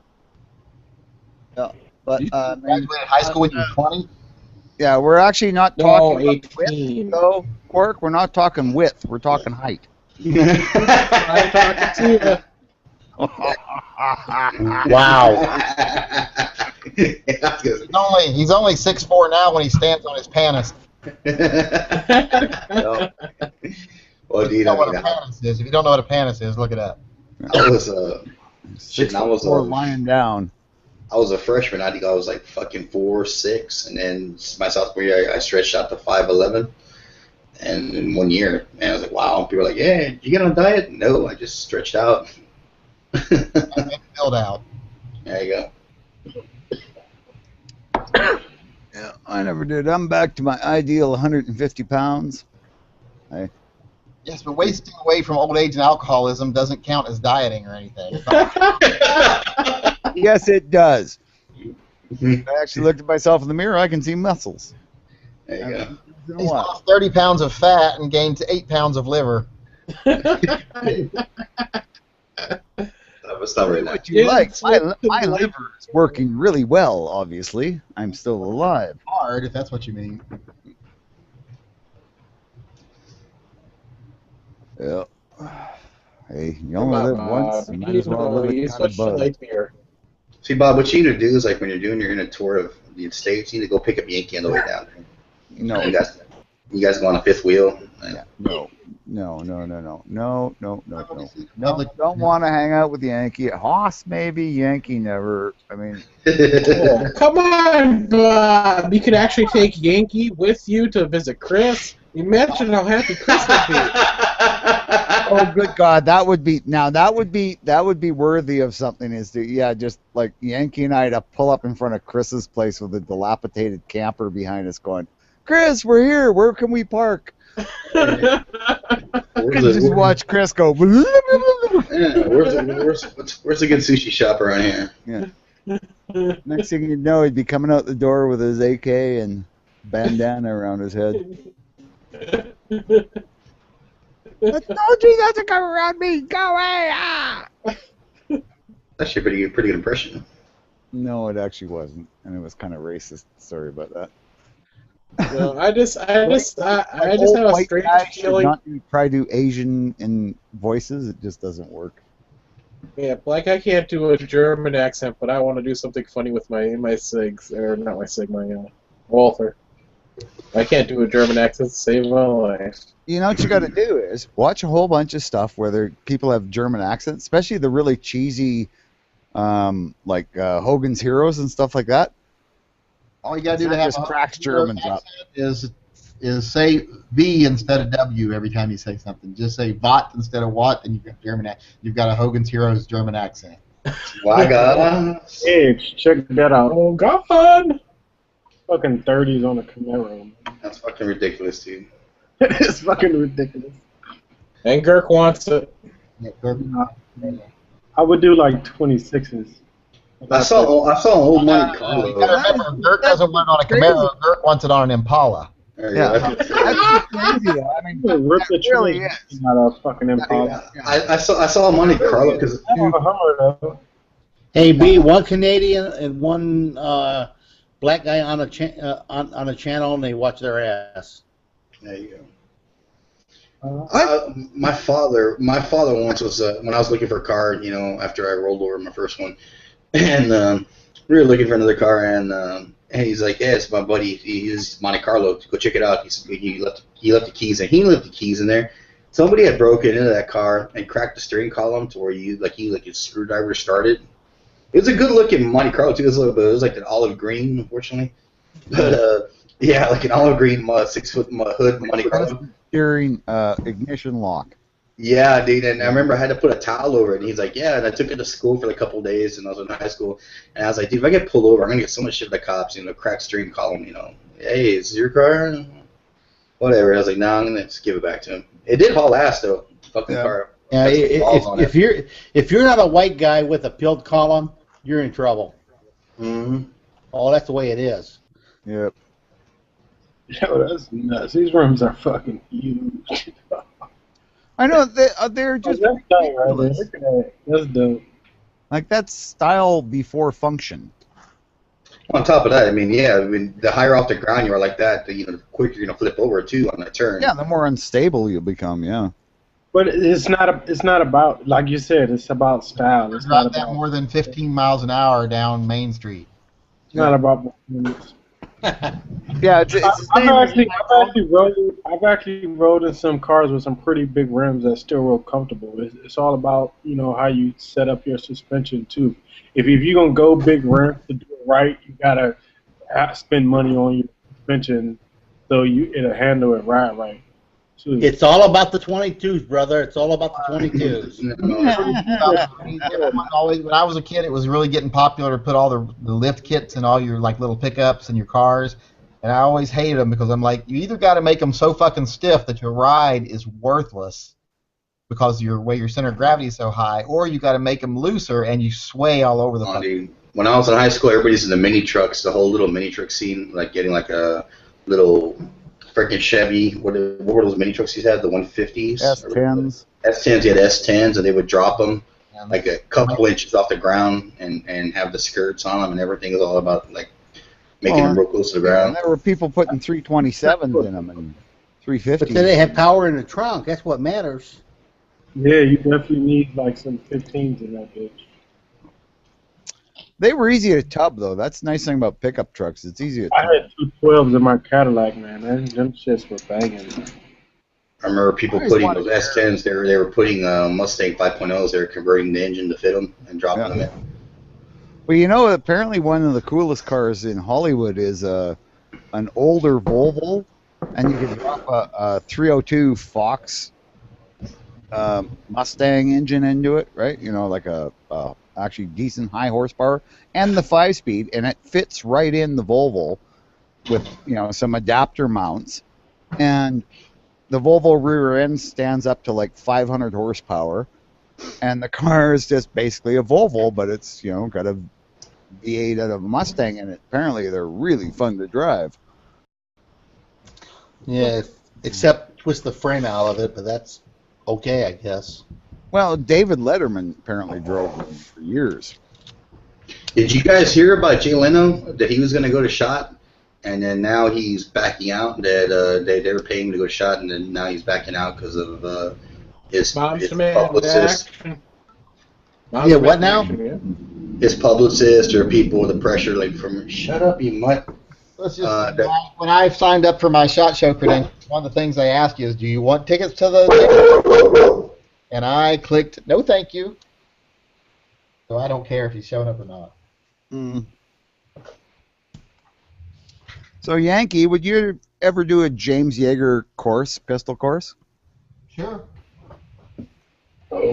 Yankees too hot to be I like fresh. the way James Yeager trains. Okay. James Yeager doesn't. A lot of people seem to make the mistake of thinking he's all that bullshit Rambo stuff. He ain't about that crap. Nope. That's what I've heard, yeah. He's about Well, learning. what about the part where you've got to drop your gun? He's about learning to point your gun in the right fucking direction and having the balls to pull the trigger. That's what 99% of his training's about. Well, I'm pretty sure if I was going to go take his course, I would probably show up with a Norenko copy of a 226 SIG. I'm with you. Drop it happily. Look at this. Here we're talking about magazine ejection. That's the Brownings upside down. So that's not bad. Jumps about half the magazine out.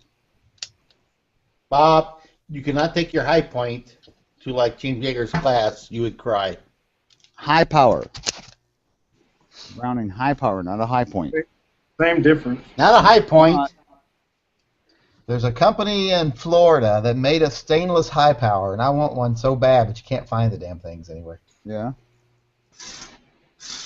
I want one. That Walking Dead, didn't the governor have a stainless Beretta 92? Yeah, he had a 92. Yeah, but it was stainless. Yeah, I've got a stainless 92. Hmm. But I want stainless high power. They made an all stainless high power, and I want one. Was it stainless or was it Not their nickel one. This is an actual stainless one made. It's made by a company in Florida. I can't remember the name of the company. And you can supposedly still order the kits to build. It's not Inox? No, I forget who it was. I'm going to look it up. Yeah, I bought a 92 Inox 92F, and I like it. Putting the Browning to bed.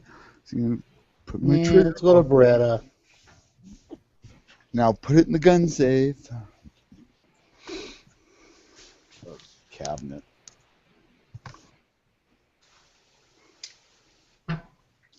Don't forget to tuck it in. Make sure it's nice and snug. I guess Florida Arms is the name of the company that made it. There's also another company that still makes the parts for it.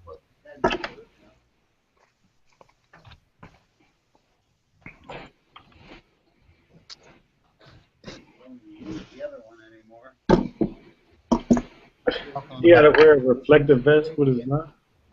High power. What is he babbling about back here? Oh, shit.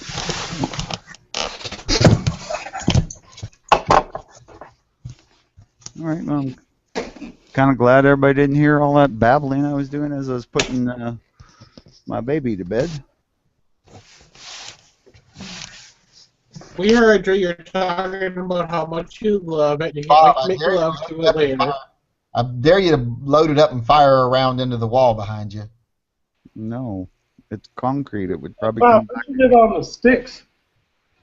Hey, Bob, don't you live like on the sticks? No, hell no. I live in the middle of the city. No. Do this. Just load it up, hold it there. I just live in this big stone monstrosity that has bunkers in it, you know. If you live down the sticks, man, you could fucking shoot your guns all day, man. Mm-hmm.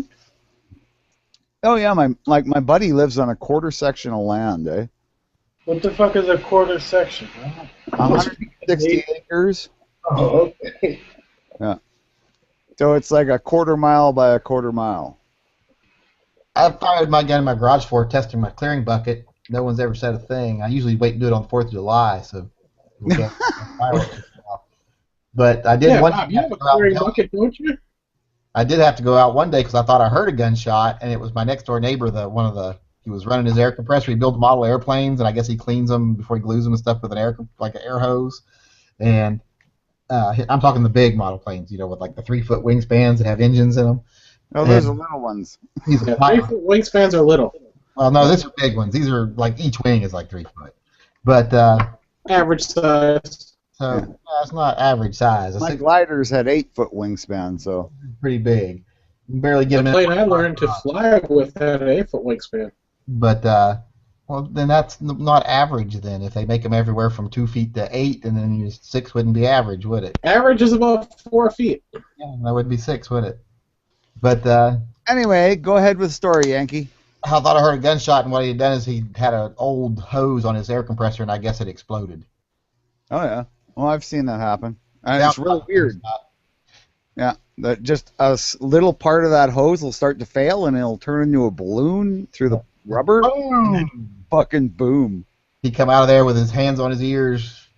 Oh, my air compressor exploded. He thought his compressor exploded, but it was just the hose. Yeah.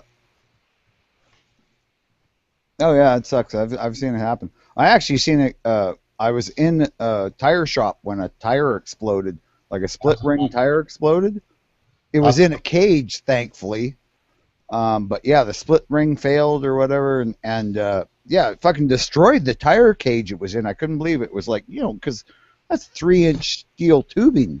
Now, when I was younger, they used to throw them on the thing when they'd put them on the rims, and then they'd pump them up. They would just hook it to them, pump it up on the thing, and they didn't always have like proper regulators on them. I've seen them forget to change it down to a lower pressure for a car tire after they've been doing trucks or something, and just completely blow a tire off the rims. Oh yeah. Yeah, but car tires are nothing like a truck tire, especially the split ring ones, because the split ring actually is what kills people.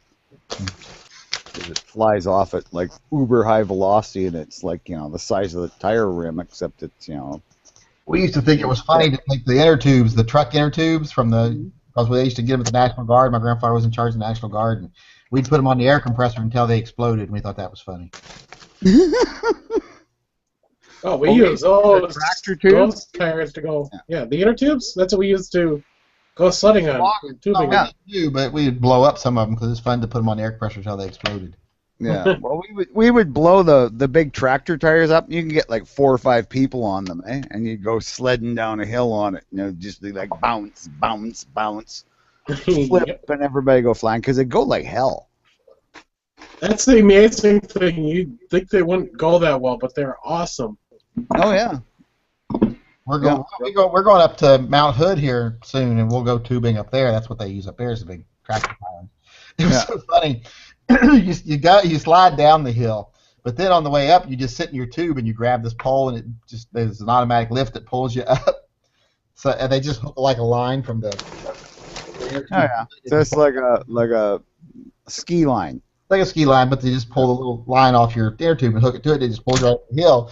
Well, my son got out of his tube and hands the tube to the guy, and the guy's like, "Well, get back in it." And he hooks it to the thing, and I told my son, I said, "Well, get in the tube," and it's starting to move.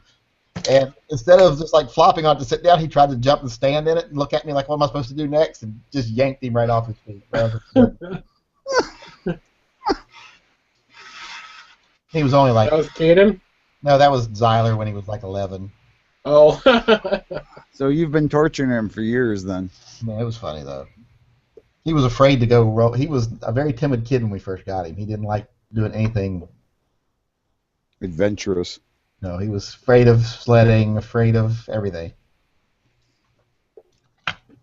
Like my son, he was afraid of nothing except ladders. So Caden's not afraid of anything.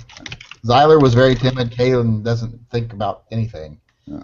Well, my daughter's like that too. I mean, this year she just like, we went fishing, caught a fish, and as I'm walking up to the cleaning table, she just takes it out of my hand and throws it on the table and says, "Where's the knife?" And she starts cleaning the fish. She watched me a couple times and she wanted to do it herself. And this is just like 17-year-old teenage girl going, "I'm going to learn how to clean a fish." I was fucking pretty impressed. So totally different. Zyler's very shy. Caden's everybody's friend. Zyler couldn't care less about learning anything I want to teach him. Caden wants to learn everything. Like tomorrow I'm going to put the toilet in. He's like, "I want to watch you put the toilet in." Now, I actually have to change the toilet too. Mine's like starting to rock back and forth in the basement. The pins have pulled out, you clamp the toilet down on. You just need a new wax seal and pretty simple change.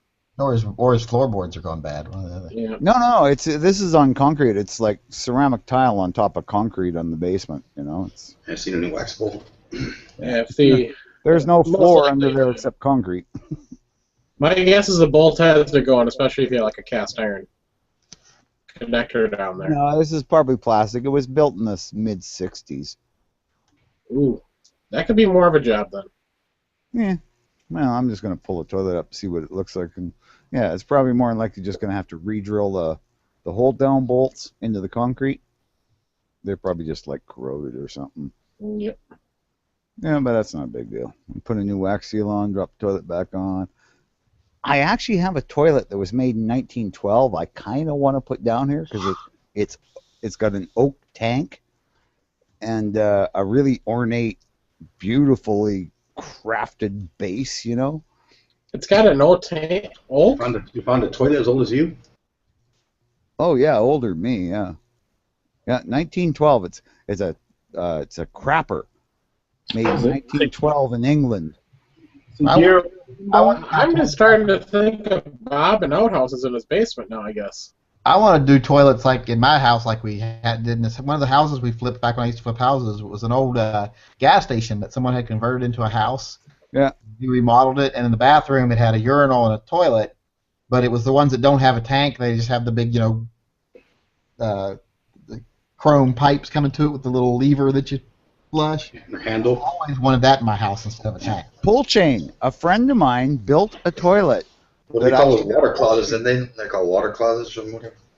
Had a pull chain. Like the tank was up above your head. Oh yeah. The toilet, when you're done, you pulled this chain and that flushed the toilet. My great aunt had that. That was where her house was when I was a kid. You had to pull the chain to use gravity. Yeah, it was a gravity. Oh yeah. Yeah, it was gravity to blow the water down. Because the city water didn't have pressure. If they even had city water. Because you can have plumbing without city I was going to tell you, hey Yankee, Life Size Potato just made a video of that gun you got, that what's that new Strike One or whatever? Yeah, he told me he was going to get one. Yeah, he just released a video right now on it. You know what you missed, Yankee, was Quark showing off a gun that's even uglier than yours. Oh, you saw it earlier. They were talking about it. Was he here? Because I didn't hear much from him, so anytime he's quiet, I figure he's gone. It's nice to have a second video online about one that isn't fucking in Russian or something. All right, I got a message for Yankee. This is Rich, the tactical plumber. Yankee, Toto Drake is a great flushing toilet. And second best to that is the Kohler Kabir, I think. Well, see, I won't. Model of it though. It's weird. It's I don't know the name of it. So. Well, let me ask you this. If anybody knows this, maybe their plumber guy that's answering questions can answer this. You know those toilets like buildings, they had a big ass commercial toilet where they soar every time you flush it.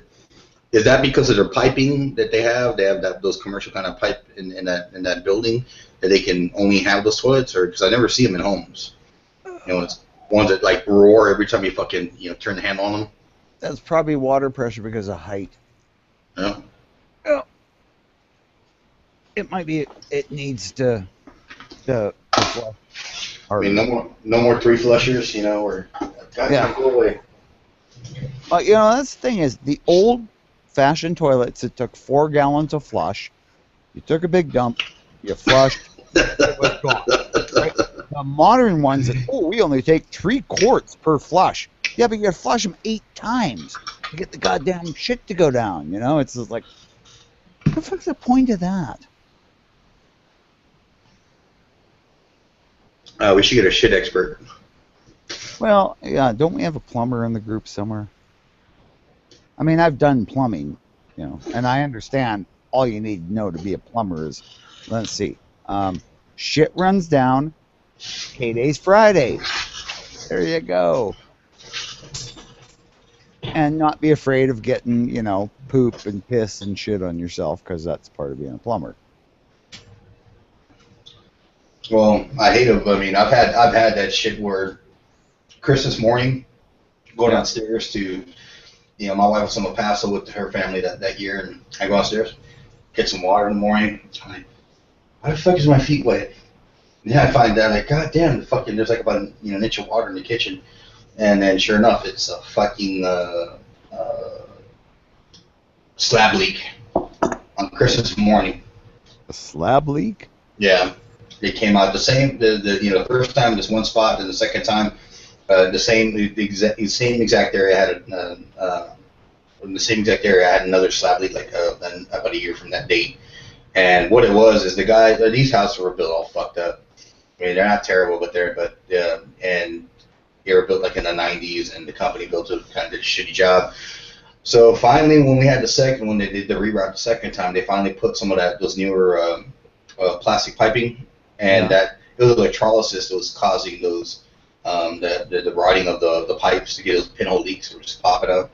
Once we had the last when they finally did that last one, where they replaced all that with some plastic piping, well, it went away because there was no more because electrolysis the current couldn't run through it anymore. Yeah.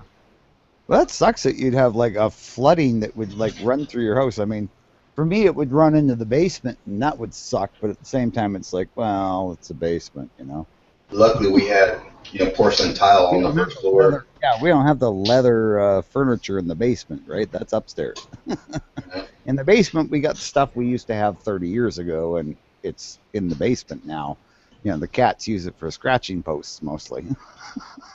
Or the kids have their friends over and sit around and, make a mess.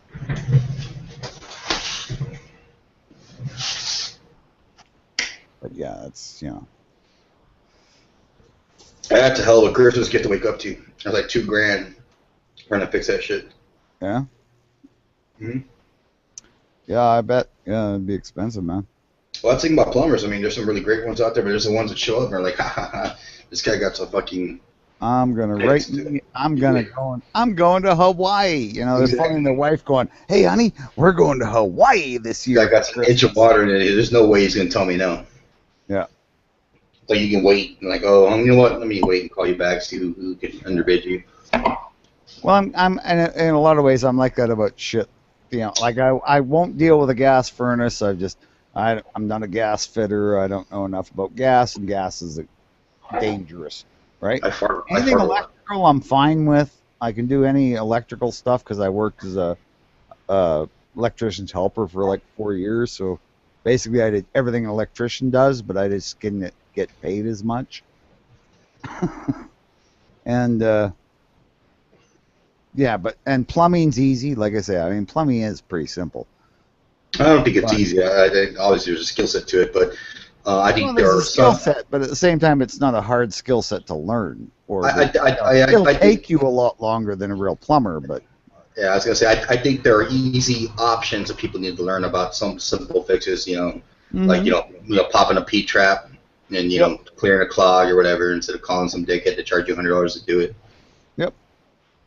Oh yeah, like I mean, people are so silly about stuff they, the light switch doesn't work anymore. Well, you know what you can do? You go to your electrical panel, figure out what that light switch is, turn it off. It's 2 screws to take the light switch out, right? Or 2 screws to take the panel off, 2 screws to take the light switch out, and 2 screws to replace the light switch, which you can get Home Depot for 29 cents. And then you just like lick your finger and touch it and see if it's hot. No, you don't even have to do that, man. I personally, I wouldn't even worry about turning the breaker off. I'd do it hot because I'm used to doing that. I don't have a problem. And it's only 110 volts, and Well, I've heard that theory from electricians. One electrician said that I like the fact that if it's 220 or some of those big voltages, because those zap you so hard that you won't stick to the pipe. Versus 110 that you tend to cling on it and just sit there and roast. Yeah, I've heard that too, but I mean, my experience has been 110 kicked me back enough. My muscles jerked hard enough that I was gone from 110. We're not talking about your sex life, Bob. Yeah. But yeah, I know 110 volts is. I mean, it'll give you a jolt, but at the same time, it's kind of like touching your tongue to a 9-volt battery. Whatever you say.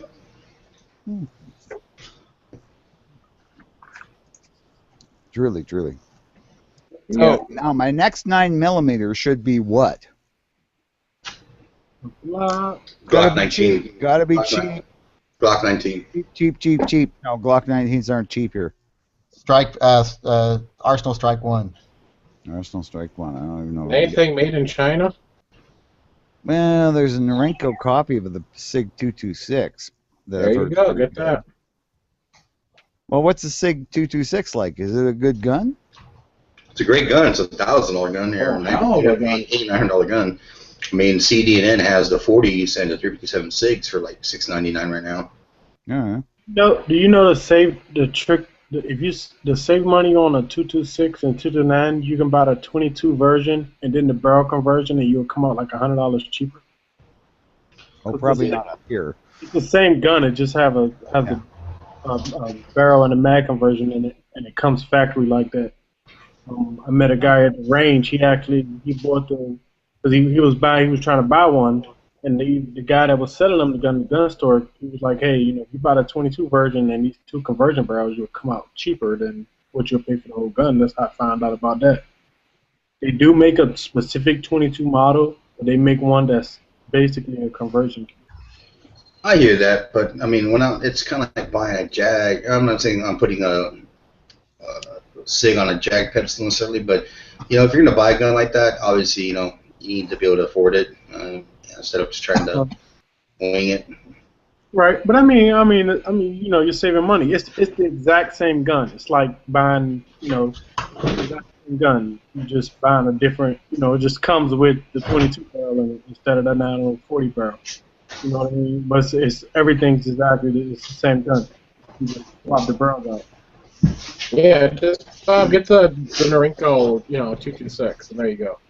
Well, that's kind of what I'm looking at. Is going. Then I've got a cheap gun I can take and drop in the mud when James Yeager says, "Drop your gun." Yeah, and I'm gonna say this: Norenko clones aren't too numerous around here, so.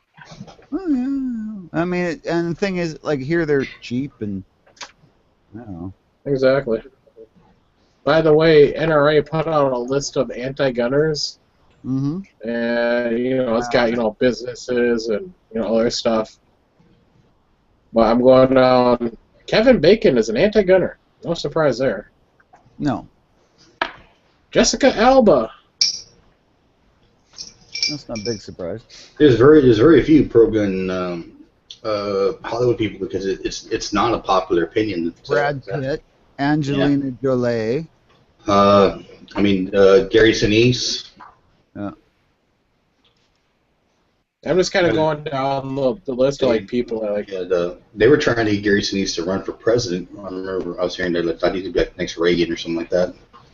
And I think he's a real smart guy, a real neat guy, but I don't know. He's like, I don't want to get, I'd rather make money making movies. But again, I haven't seen very many movies in the past, like, 5 or 6 years. Yeah, one thing I have not seen on here yet is a rapper. Nah. Well, that's kind of racist there. No, I'm serious. So it's one thing I haven't seen. Like. I think Bob is too. Oh, yeah, Spike but the Lee, fucking there you go. Spike Lee's a big guy. There's what I'm talking about. no, the guy Rick Ross, right? You guys heard of Rick Ross? Yeah. He owns, like, I'm pretty sure it's not the whole franchise, but he owns a nice chunk of Wingstop, whatever. And he wants people not to, carry guns at his fucking Wingstop, but you're a rapper and you talk about drugs and money all the time, but you don't want. I've heard his name because he's always getting like heart problems and some shit in TMZ, but I'm not familiar. I don't really follow hip hop, but Zero, I'm sure is pro gun. Remember that song that was like "Every Day I'm Hustling"? Remember that? Oh yeah, yeah. Springsteen's anti-gun, but yeah, born in the USA. There you go. Zero is pro gun. But like, I don't see how you're so gangster and shit. I got my AK. Don't want people to fucking carry I got guns. my extendos. I got my extendos. No, you don't. I think it's No, okay. I mean, the thing is, if I come down to the States, I either have to rent a really big safety deposit box or a storage space, a small storage space, to leave my illegal magazines that will be illegal in Canada and stuff when I go back and forth. That would kind of suck. Just give them to G-Webs. Well, I could leave them with G-Webs, I suppose, yeah. Yeah, that's a good idea, Quark. Oh, maybe I'll do that. Because I also want to buy an AK when I'm down there just because I fucking want an AK, I could be either place when the fucking apocalypse happens, man. I believe Mel Gibson pronounces apocalypse. Whatever. No, the apocalypse is going to happen when the American citizens realize Biker Bob 59 is in the United States, and it's going to be a mass exodus to Canada. Yeah. Man, I'm telling you, I'm actually thinking, I got to get rid of my truck. I got to go back to the Ranchero because it's, got the 429, but it's a dual point ignition, so EMPs won't bother it. Plus, it goes like stinking. It'll pull fucking near anything. The thing is, people don't realize that Rancheros actually had a frame under them, just like a pickup truck, but they just had a car body on it. When the world is ending, it's gonna end, and everyone is gonna die with. Yeah, and we're all gonna get picked up by a Jeebus, who's gonna pick us all up and take us to heaven. Sorry about the noise the cats got. Were, I guess, wrestling or something on the table and they knocked the dishes over. And Beaker's making a wiring system for a very concealed destructive device. So anyway, WMD. what do you think of this gun for a second 9mm? It's in the internal. I'm looking at it right now. I'm waiting for the page to load. Yeah. It's one of the places I buy from. Yeah. It's not a bad looking gun, but I mean, how's it trigger? How's it feel? I mean, compared because a SIG. Well, I've seen people take apart SIGs all the way down to the bone. Yep. And it's with all of those springs and wires it has for decocker and everything. It's a little complicated gun. Yeah. Canadian Handguns did a review of 6 popular 9mm in Canada. One of them was a Norenko, and the other one was a SIG. And the Norenko that was a copy of, right? And the SIG broke. And the Norenko functioned perfectly the whole time, and it shot just as well. It was like the finish was a little rougher, the steel wasn't as nicely finished and shit like that. But at the same time, it worked better. And it actually came out on top of all their scores when they did the comparisons. It came out on top of above a bunch of other, I don't like the sights on that gun. The sights look like shit. They're very low. Yeah, they are, but it's that style of gun, right? I mean, that's probably going to be totally different to shoot from the Browning. SIGs have like pretty good profile sights. I mean, they even the 6 SP 2022 that I mean that gun was accurate as shit. Nice. I had my good days. I was I had some wow. I was like, wow, I'm shooting pretty good with this gun, and it was just. I'm actually looking through the 9mm at that site. It looks like it's a good deal. I mean, it's a 300 some hour gun. Yeah. What a lot of people have said is, I mean, the nice thing about the Norenko clones is any parts that would fit the real gun will fit the Norenkos. So you can use magazines, you can use trigger kits, you can use everything that would fit. Right. Some people use the Norenko clone frames because they were heavier frames for their race guns. It's just crazy, right? Yeah, the one you should get though, Bob, is the Walther PPQ. No, I don't want a Walther. What is it? Gersan? The only Walther I want is the one my brother has, which I can't own because the barrel's too short and it's a 32. Oh, here's the one you should really get, Bob, is the H&K P2000. No. Let me see. I like the P2000. I like that gun. Let me see. Where is it? Where? Pork, show it to me. Page and I'll put a link in there. No, that's one. I thought you'd have the link before you said go look at this one. Damn, man, you're just not being a good host. Are you hosting? Yeah, you are hosting. Can you sound any worse? I mean, I don't know what you sound like. I never hear you talk, so. Yeah. You hear me talk all the time. Oh, God, yeah, you sound pretty bad, man. Yeah, I know. So, like, you've been sucking. Oh, you see, and that's an ugly gun for a lot of money. Oh, yeah, no, I don't like the extended barrel on it. No. Oh, yeah, that's a Canada gun. Yeah, it has to have a barrel that long. Oh, no, that's ugly. Yeah, the overpriced 10-round magazines, right? Wasn't that a great idea? Yeah, I don't know anything about the Gersan Yavuz. Yeah, but I mean, like I say, we can get the cool shit like the Norenko clones of stuff, which are, decent guns for cheap, or, we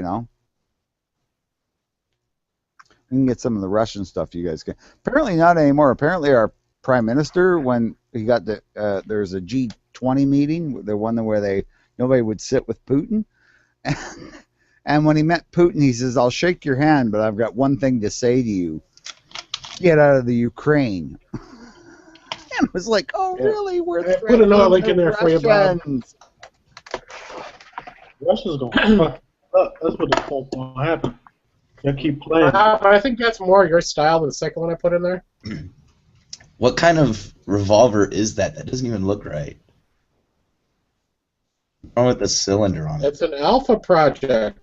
That doesn't even look like that 9mm revolver. Yeah, that's just a ugly revolver, man. Yeah, no, that doesn't look right. Yeah. The only way I go revolver is that there's a Ruger 357 that's also got another cylinder to shoot 9mm.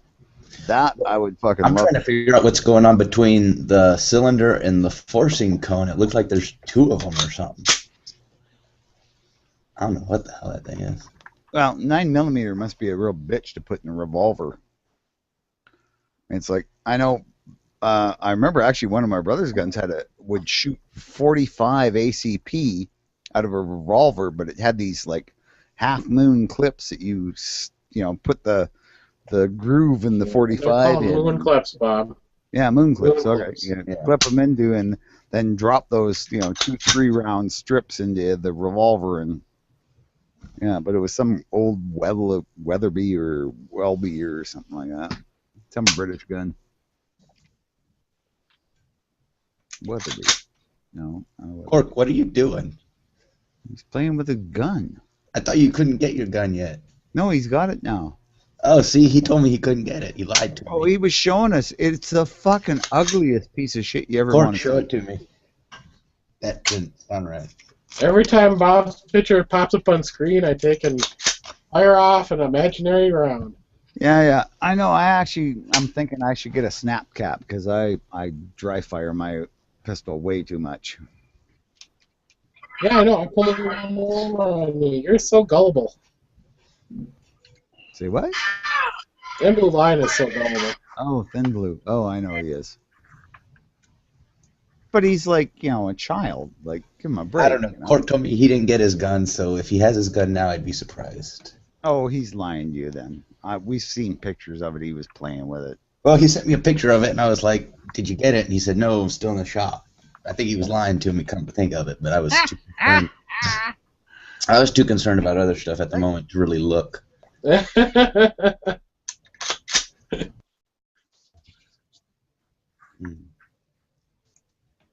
So I got you, Thin Blue. I told you I would.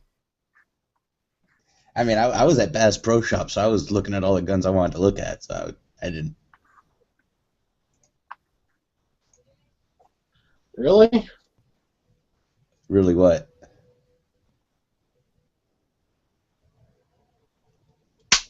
Did you already publish that video or no? No. Oh, I was going to say I'll have to go watch it. Oh, I'm scheduling it for tomorrow sometime, so. Yeah.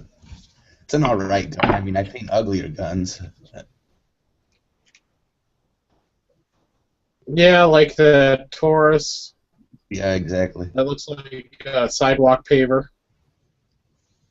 That's what it looks like. That new one, that curve. Yeah, the curve. There we go. That gun. Talk about ugly. Yeah. That gun's pretty sweet. If that gun wasn't curved, I would definitely be interested in it. I'm not saying it's not functional. I'm just saying it's ugly. Looks like some fucking space age shit. Yeah. No. It just looks like we can't be bothered to remove the excess flashing, so we're just gonna leave it on. I mean, seriously, that's what it looks like. I mean, Glock. I know Girk's not gonna agree with me. I don't think Glocks look attractive. Mm-hmm. Even though they do. No. High powers look like they came out of the 1920s. They did. No, there's no such thing as a good-looking high power. I mean, high point. My mind is fried. You're talking high point. I'm talking high power. I don't even know. He did. Yeah, I was. You've done confused me already. Yeah. The PPQ is definitely not a pretty gun. It's just a little bit prettier than the PPX. Does it look better than the PPX? I said it looks a little bit better than the PPX. It doesn't look better than the... Oh, okay, I got you. The PPX is the one you got. Yeah, I got the PPX, which is not pretty. But then again, it doesn't matter what a gun looks like. If you're going to use it and you're going to rely, if it's a reliable gun and you plan to use it, it doesn't matter. You're absolutely right. Because what it looks like, it matters when the gun's going to break. Yeah, it won't matter to the bad guy. Yeah, yeah. He's like, get a Glock. And the problem with Glocks, they're just not natural point of aims for me. And I like a gun that can have a natural point of aim. You don't have this natural point of aim. You gotta learn how to aim with the gun, man. You gotta be handy with the hardware, son. You wanna get around. And again, learn how to aim just one gun when you've got different guns is kind of pointless. You learn how to aim with all the guns. Yeah, but say the guns I like are natural point of aim for me, so I don't no believe in sense this whole we natural change that. I don't believe in this whole natural point of aim shit. I don't. Not with a handgun. My heroes have always been cowboys. Oh, Natural point of aim. You aim the damn gun when you want to shoot. and Edge, finish the rest of the statement. My heroes have always been cowboys from Brokeback Mountain. I mean, I don't know. That's what I can see you on a big donkey, but then he probably get sick of you. Oh. Come on, Ed. You're the one who always goes to the donkey shows. I've been there. I haven't been there, done that. You've been there and done it. I've been to donkey show. I've been to one. I'm not gonna deny it. Ed admits he's done a donkey show. I've been to donkey show. Man, And I've also one time passed the same whorehouse where the fucking donkey was dead, fucking hoofs up, and they had like cut and covered him. Like, poor dude. Too much action. ain't nothing wrong with that, Edge. Yeah, I mean, everybody likes their own thing. Is what it is. And Blue, is that one too? That's how your voice got like that. Yep. I definitely need the Lula for one of these magazines.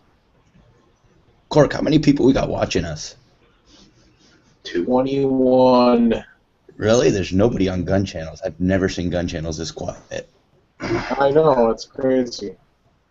Yeah, it's just DF2 dot, and that's it. Well, last night they weren't. I mean, I'm sorry, dude. I did the connect thing because it was fun, and they weren't really into it either last night. But then again, I'm like, A bunch of Canadians. well, it's fun, and we were just talking, joshing about whatever, and just cutting up, but yet you had people like 314-299 and Gun Geek. When they start talking about guns and get into it, these are very concise people that don't have a great amount of knowledge. They just can drop it, within all kinds of parameters of rifles and pistols and whatnot. I mean, we used to have, it was like me, Murphy, and him, and they would just, fucking finish each other's sentences sometimes. You did two like back to back. Yeah, the reason why is you had half the panel last night, or half the people at gun channels last night were watching Moonfood's chat, and the other were watching yours. It is what it is. It's fine. I'm not complaining. Exactly. Yeah, no, I was just surprised how quiet gun channels was. It's I've never seen it like that before. Apparently, G-Webs is tired from what he says. I'm not gonna. G-Webs is tired. I'm not gonna do it's like, I'm not gonna do Canuck Chat every Friday, but we haven't done one in a long time. Be honest. Tell me that's your plan was to do the Canuck Chats every Friday for the rest of your life. No. You're phoning it in. Well, look at this. I was watching. I published some of the old chats. I was watching. They're pretty. I could watch. I don't watch my chats. I don't go review them. And I was watching, and I was bored because there's nothing really happening on YouTube, like any gun videos or anything interesting, or the chat. So I was like, oh, I'll watch these old videos, and they were fucking. I was laughing my ass off watching them, and it was like the cutting up, having fun, and just talking about guns and beer and whatnot, and just watching them. I was like, wow. And I told Gungy we should do them again. He's like, yeah, that'd be good. That'd be cool. I was like, well, let's do it. I'm not gonna do it every Friday. We'll get back on topic chats. I'm off all this week, so I might be hitting the chats up a little more within the week. But realistically, it's something that I like, and man, we're not getting paid buku money to do it, and we're not breaking it in, but it is what it is. Yeah, the problem is just coming up with topics to talk about that just haven't been rehashed 1,000 times over. That's why they go to the Canadian chats, right? I mean, that's one of the things is now we've got we can put a different twist on it, right? Well, I will tell you that last chat, the Canadian chat, and I woke up this morning and checked the beer counts on it. It was up there with almost any chat I had going on at that point. I mean, we had 470 viewers as of 5 o'clock or when it ended, like 5 something in the morning. Yeah. We already got 470 viewers. That's crazy. Edge, my lobby chats get more watches than my topic chats. Yeah, I think people get tired of the same repetitive topics all the time. The last Connect chat that I did, let's see here, that one, the last one, it's a big one. Oh, it's been a week from now. That had 401 viewers as of right now. And the one from last night already got 470. And that's not a shitload of viewers. Obviously, right? It's not a shitload of viewers, but in comparison, it's not bad. Yeah. Oh, I mean, and the thing is, it's just, I keep saying this, and I know I'm beating a dead horse in some people's minds, but it's guys sitting around a coffee table or a kitchen table, having a few beers, talking about guns, and that's all it is, right? But Well, I enjoy doing that because I enjoy doing that, and like and people having humor, like Genki when he comes in and cuts up on folks, and I think that's fun because it's entertaining. I don't like getting in this like nuts and bolts conversation and like, hey, dude, fucking. Well, sometimes that's fun, right? Sometimes you'll get off onto a technical jargon or maybe onto fighter planes, and that's fun, and entertaining. But you have to like stop it before it gets monotonous. Yeah, Tim Blue. Let's call it 2-4. Go on for 20 minutes. That's true. Yep, 2. You gotta know your terminology if you want to. I gotta learn. Hang on with the big boys, all right? Yeah. What do you call 30 packs up in Canada? Or don't they sell them? 30 packs? Oh no, they just call them 30 packs. I mean, it's like, oh, you get a bonus, They don't call them 3-0s. Dude, you want to talk about expensive, dude? The man, when I was talking to them way back, they were telling me, how much like a fucking case of beer costs, like fucking like $50. Yeah. Well, for 2-4, almost, yeah. Yeah, I mean a case of beer here, like even Budweiser, is still like right under $30, like at least about 25. And 18 packs usually like around $14.99 at a supermarket. Like here it'd be like really? 34, $35 for a 15 pack. Yeah, a 12 pack of at least Rolling Rock beer is not the cheapest beer around here. It's like right in the middle, and that's like $8. Yeah, see, I mean, I could live so much and your cigarettes too. I could live down in Arizona way cheaper than I can live up here. Until you realize that the Canadian American money exchange, you think is, we're 98 cents to the dollar. No, you're not. You're like 9 cents to the dollar. Yeah, but I mean, for a while there, we were 120 cents or $1.20 per dollar. So I mean, and that's really bad for Canada's economy, by the way. Like when our dollar is worth more than yours, it hurts us because then we don't get as much business and export because, of course, your dollar won't buy as much.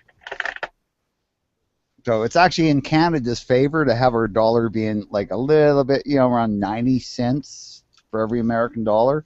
That's actually good for our economy. And I'm just going to say this, the maple syrup industry just like, we're going to go bankrupt. And we're going to lose out to that cheaper Vermont syrup. I want to know when Bob's going to move to Quebec and learn French. Yeah, that's not really going to happen. I tried to learn French in school for like about a week and then said, this is stupid. I don't want to do this. This is a stupid language. And so then they tried to force me. This was just when they first started doing the bilingual thing, and my parents went into court and everything. And so I got to sit in the back of the classroom while the other kids got taught French and just do whatever, as long as I wasn't disruptive. Within 3 weeks, I had 9 other kids sitting back there with me. It was like almost half the class was sitting back there going, "We're not going to take French. Fuck, we don't have to. We're not going to." Yeah. And only the French would name perfume after toilet water. But let me tell you, Bob, all the best hockey players are Frenchies. No, they're not. Yeah, Wayne Gretzky was from Alberta, dude. A great one. Yeah. And there's never... Gordie Howe from Saskatoon, actually. Gordie Howe, Mr. Elbows. Lemieux? Oh, yeah, there is. I mean, I'm not saying there's not great hockey players from Quebec, but not the greatest. I mean, the greatest hockey player that a lot of people have ever said skated on the ice was Wayne Gretzky, and he was from Alberta. Mm-hmm. I don't know much about hockey, but yeah, look at Bobby Orr. I mean, there's another really famous hockey player, and he wasn't from Quebec. There are some famous players from Quebec, and they do produce good hockey players, but not, that's not the only good hockey players from Quebec. No, it's just the reason why the Frenchy Canadians make good hockey players, because they're always mad all the time. They're just annoying people, as far as I'm concerned. I'm not saying that they're strong or that they're able to, knock the lights Oh, out no, of no. the I mean, players. they They're just like, are. I mean, yeah, a lot of the French bloodline is like it's got Métis blood in them, and I mean they're tough little fuckers. But yeah, they're not the only people who can play hockey and fucking kick ass. Steve Howe was on kind of. Then you got Messier. Yeah, and I don't even know that much about hockey, so yeah. you like I Rough know that, Riders. I mean, I've met Gordie Howe. I've shook his hand. He's told some of the dirtiest jokes I ever heard to a group of seniors. Dirtier Nuba. Oh, God, yeah. Oh, I mean, stuff that was just like, just so blue. It was bluer than the old lady's hair. But, I mean, he's telling this to a group of like 70 and 80-year-olds. It was one of the functions at my store, and it had to do with the union and a charity and shit. But oh my God, I'd never heard anything like that coming out of someone's mouth. How do you get a one-arm pull-lock out of a tree?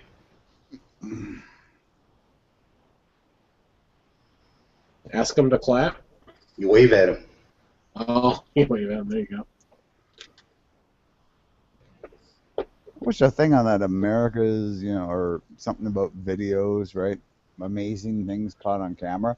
And they got these crazy Russian guys climbing up onto a fucking tower, 700 feet in the air and climbing out on an I-beam and doing pull-ups and like doing actually pull-ups and releasing the beam and then grabbing it again and shit like that. And you're just like, that's why the Russians are never going to take over the world. Because they're dumbasses. See, to me, that's just really stupid. I don't care how many times you've done it close to the ground. You go 700 feet up and try that shit? No, all you need is that beam to be a little bit gritty from rust or something. And yeah, you're going to have a long, well, not that long, actually. But you're going to have a little ride down. I suppose if you did it right, you could land it. It's a slope. What happened to the chat? I'm here. Oh, did I kill it? Where's Yankee I'm at? still here. I'm Thin here, Blue but- Line is not talking. No, I'm here, but I don't have anything to say. I don't know a damn thing about hockey.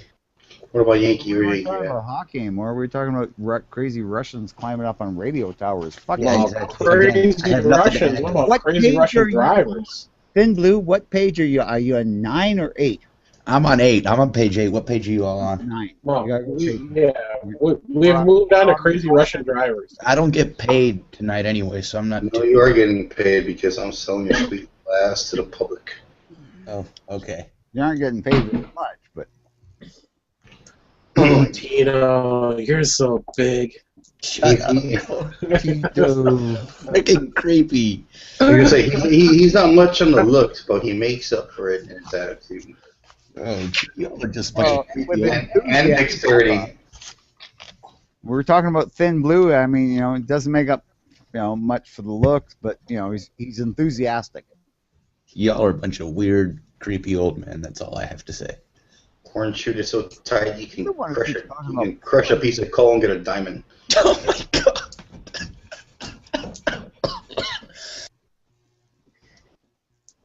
Who got Ebola? So who's doing your chat for tomorrow? You know what? I Who's think got Ed what just tomorrow? surpassed Gordie Howe. Yeah, I just asked Tino who's doing his chat tomorrow. Oh yeah, I'm doing my chat tomorrow, 10 o'clock Eastern. Are you gonna just type all your comments, or are you gonna just like I whisper them, plan to talk. Hopefully, I'll have my voice. hoarsely whisper them? Yeah, and why did you lose your voice? Were you doing a little too much screaming? It's the throat It fucking may have to do traumas, with right? I'm not even. Never mind, Court. Just say he was devouring products. He was devouring something. Yeah. Yes, sir.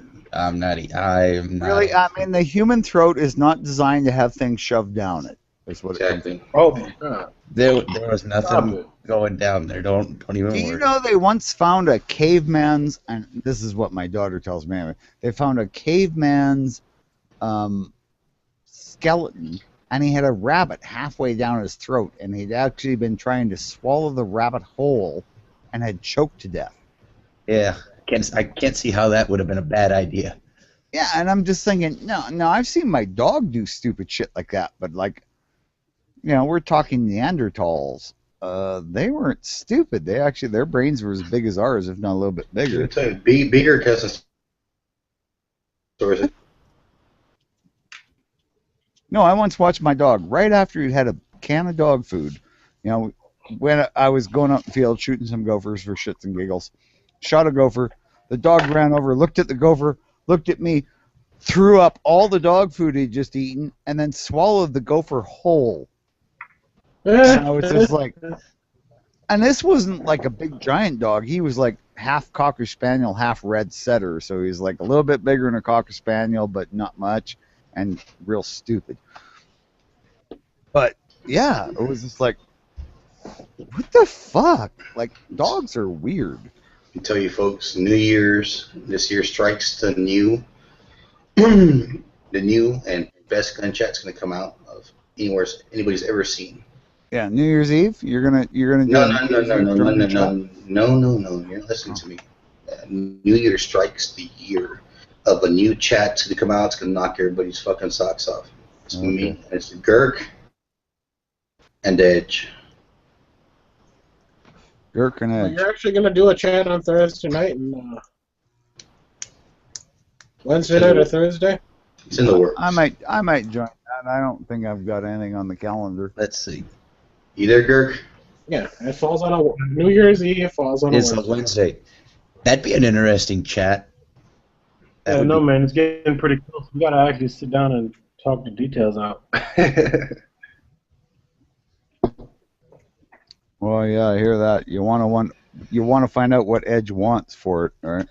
It's going to be called Pork Rinds and Beer. Triton! Little fucker's eating good for it. So what grinds of beer could work? Oh yeah, Edge likes pork rinds. I always like the idea of buying a bag and I get about halfway through it and go, oh, these are disgusting. Pork grinds are not disgusting. Yes, they are. No, they're I not. love pork They rinds. are halfway through the bag. They are, and I'm not. Well, talking you big got the bags, ones that I'm are too talking hard to regular eat. bags. Well, you shift to the side. I want the big ass fat one that you crunch on. Yeah. See, the thing is, they always remind me. I want that like boiled and deep fried pork rinds that you used to get at home, right? Your mom would just put some oil in a frying pan, and she'd just cut pork rinds off, which is basically skin and a bit of fat, and throw them in there, and they'd come out these little skinny, kind of straw-like things, except they weren't hollow in the middle. Just, I don't know, spaghetti-like things, but only about 6-7 inches long. But they were so fucking good. They were crispy, crunchy. Oh, I gotta make those. I just don't know how. Yeah, no, Yeah. pork rind. I don't know what the hell you would call them. Is the only thing my mother cooked really well. That was really tasty that she cooked. Although I'm sure it was really bad for us. But we should just take. Alright, anybody want the cat I'm about ready to kill before I kill him? Nope, I already got enough. He's only 7 months old. Yeah, it doesn't matter. If I move out in the country, I'll have tons of them all the time. Actually, be interesting to live in the country again.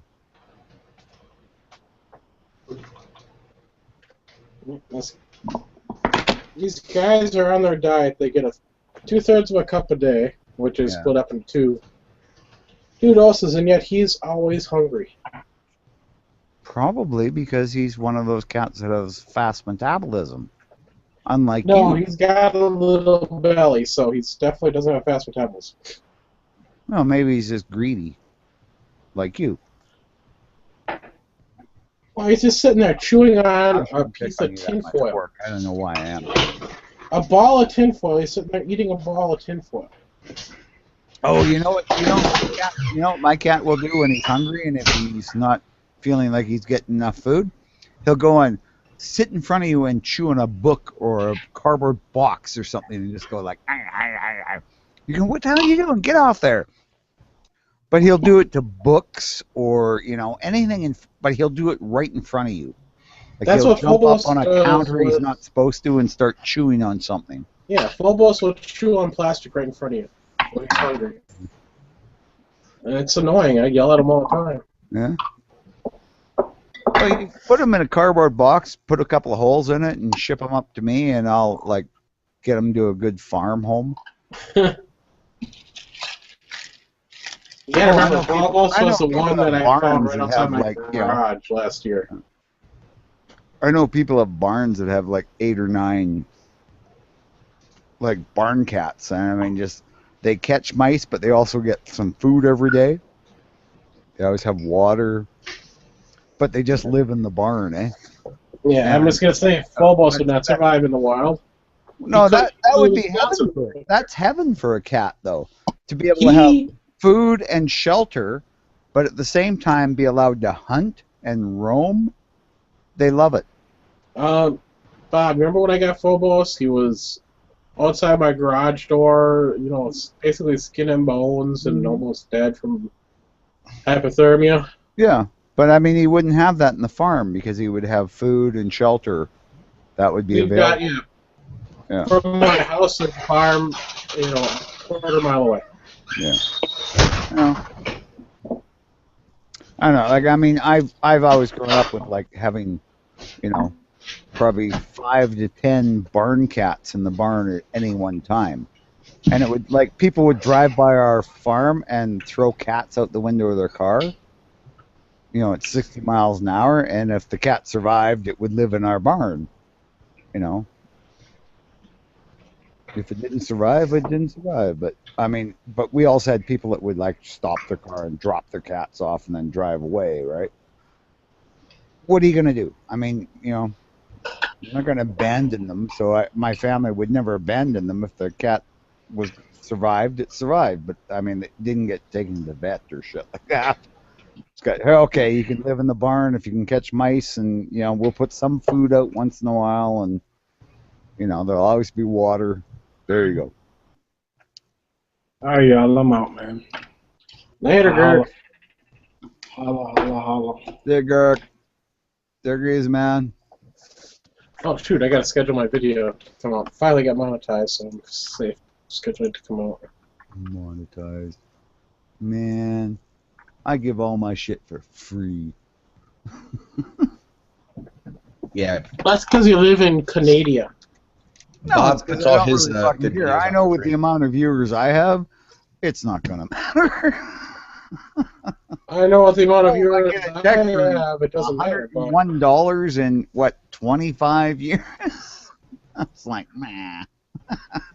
And I don't really care. I wouldn't care anyway. It's just, I just do this for shits and giggles.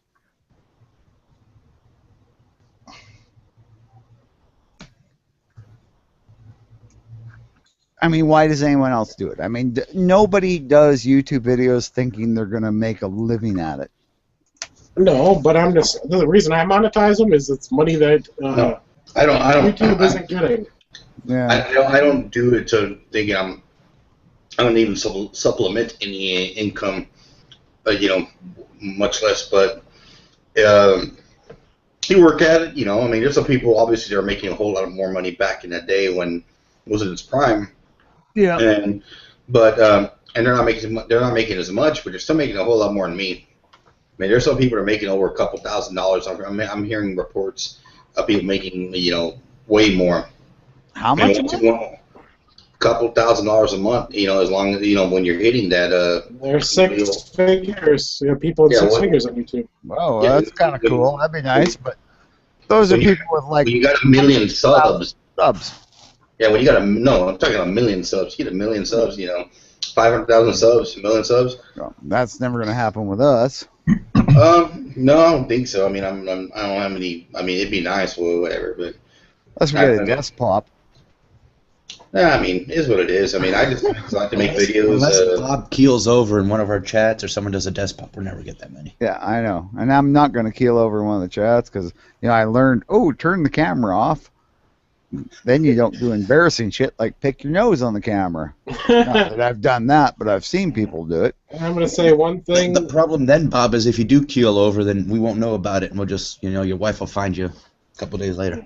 Bob, I'm just going to say this. If you don't really care about the money, Bob, if you don't care about the money, you can just take and monetize your videos, and the money you earn, you can donate. I suppose, yeah. To court. No, I mean I don't do. Yeah. If you want I could see it like we have a cat rescue thing. It doesn't euthanize. It neuters them and leaves them on the street. It's called street rescue.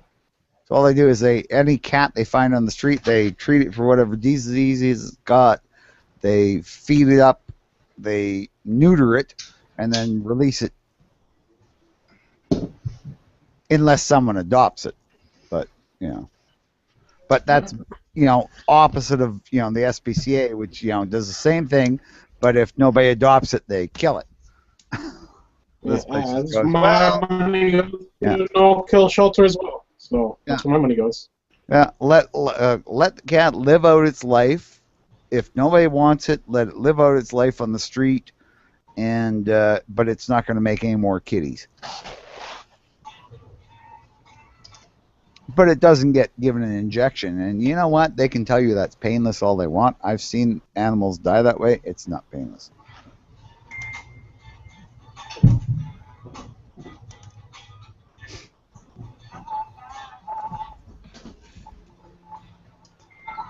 Watch one of my brother's cats get euthanized. It was not nice. Why are we on cats? Yankee, what are you doing? Something weird.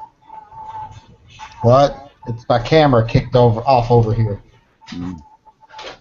I hear something with like music or something. Yeah, you got music going. Yeah, sound like whenever you don't use the camera that I use for desktop stuff, whenever you don't use it for a while, it clicks over to this damn commercial for itself. Oh, wow. I'll bet there's a way to turn that off. You should ask your kids.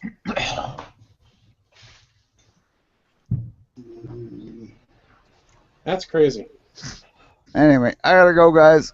Have a good night. We'll talk to you later. Have a good one. Later.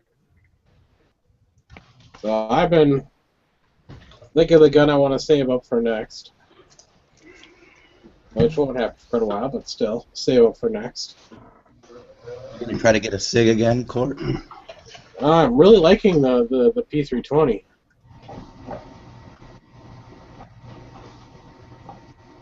Raider Edge. It's such a nice gun. It's got such an awesome, trigger for a striker fire. It's comfortable. But of course, it's full size like I like, so. Oh well, since everybody's leaving, I'm gonna call it a night as well. Thanks to everybody for watching this potluck chat.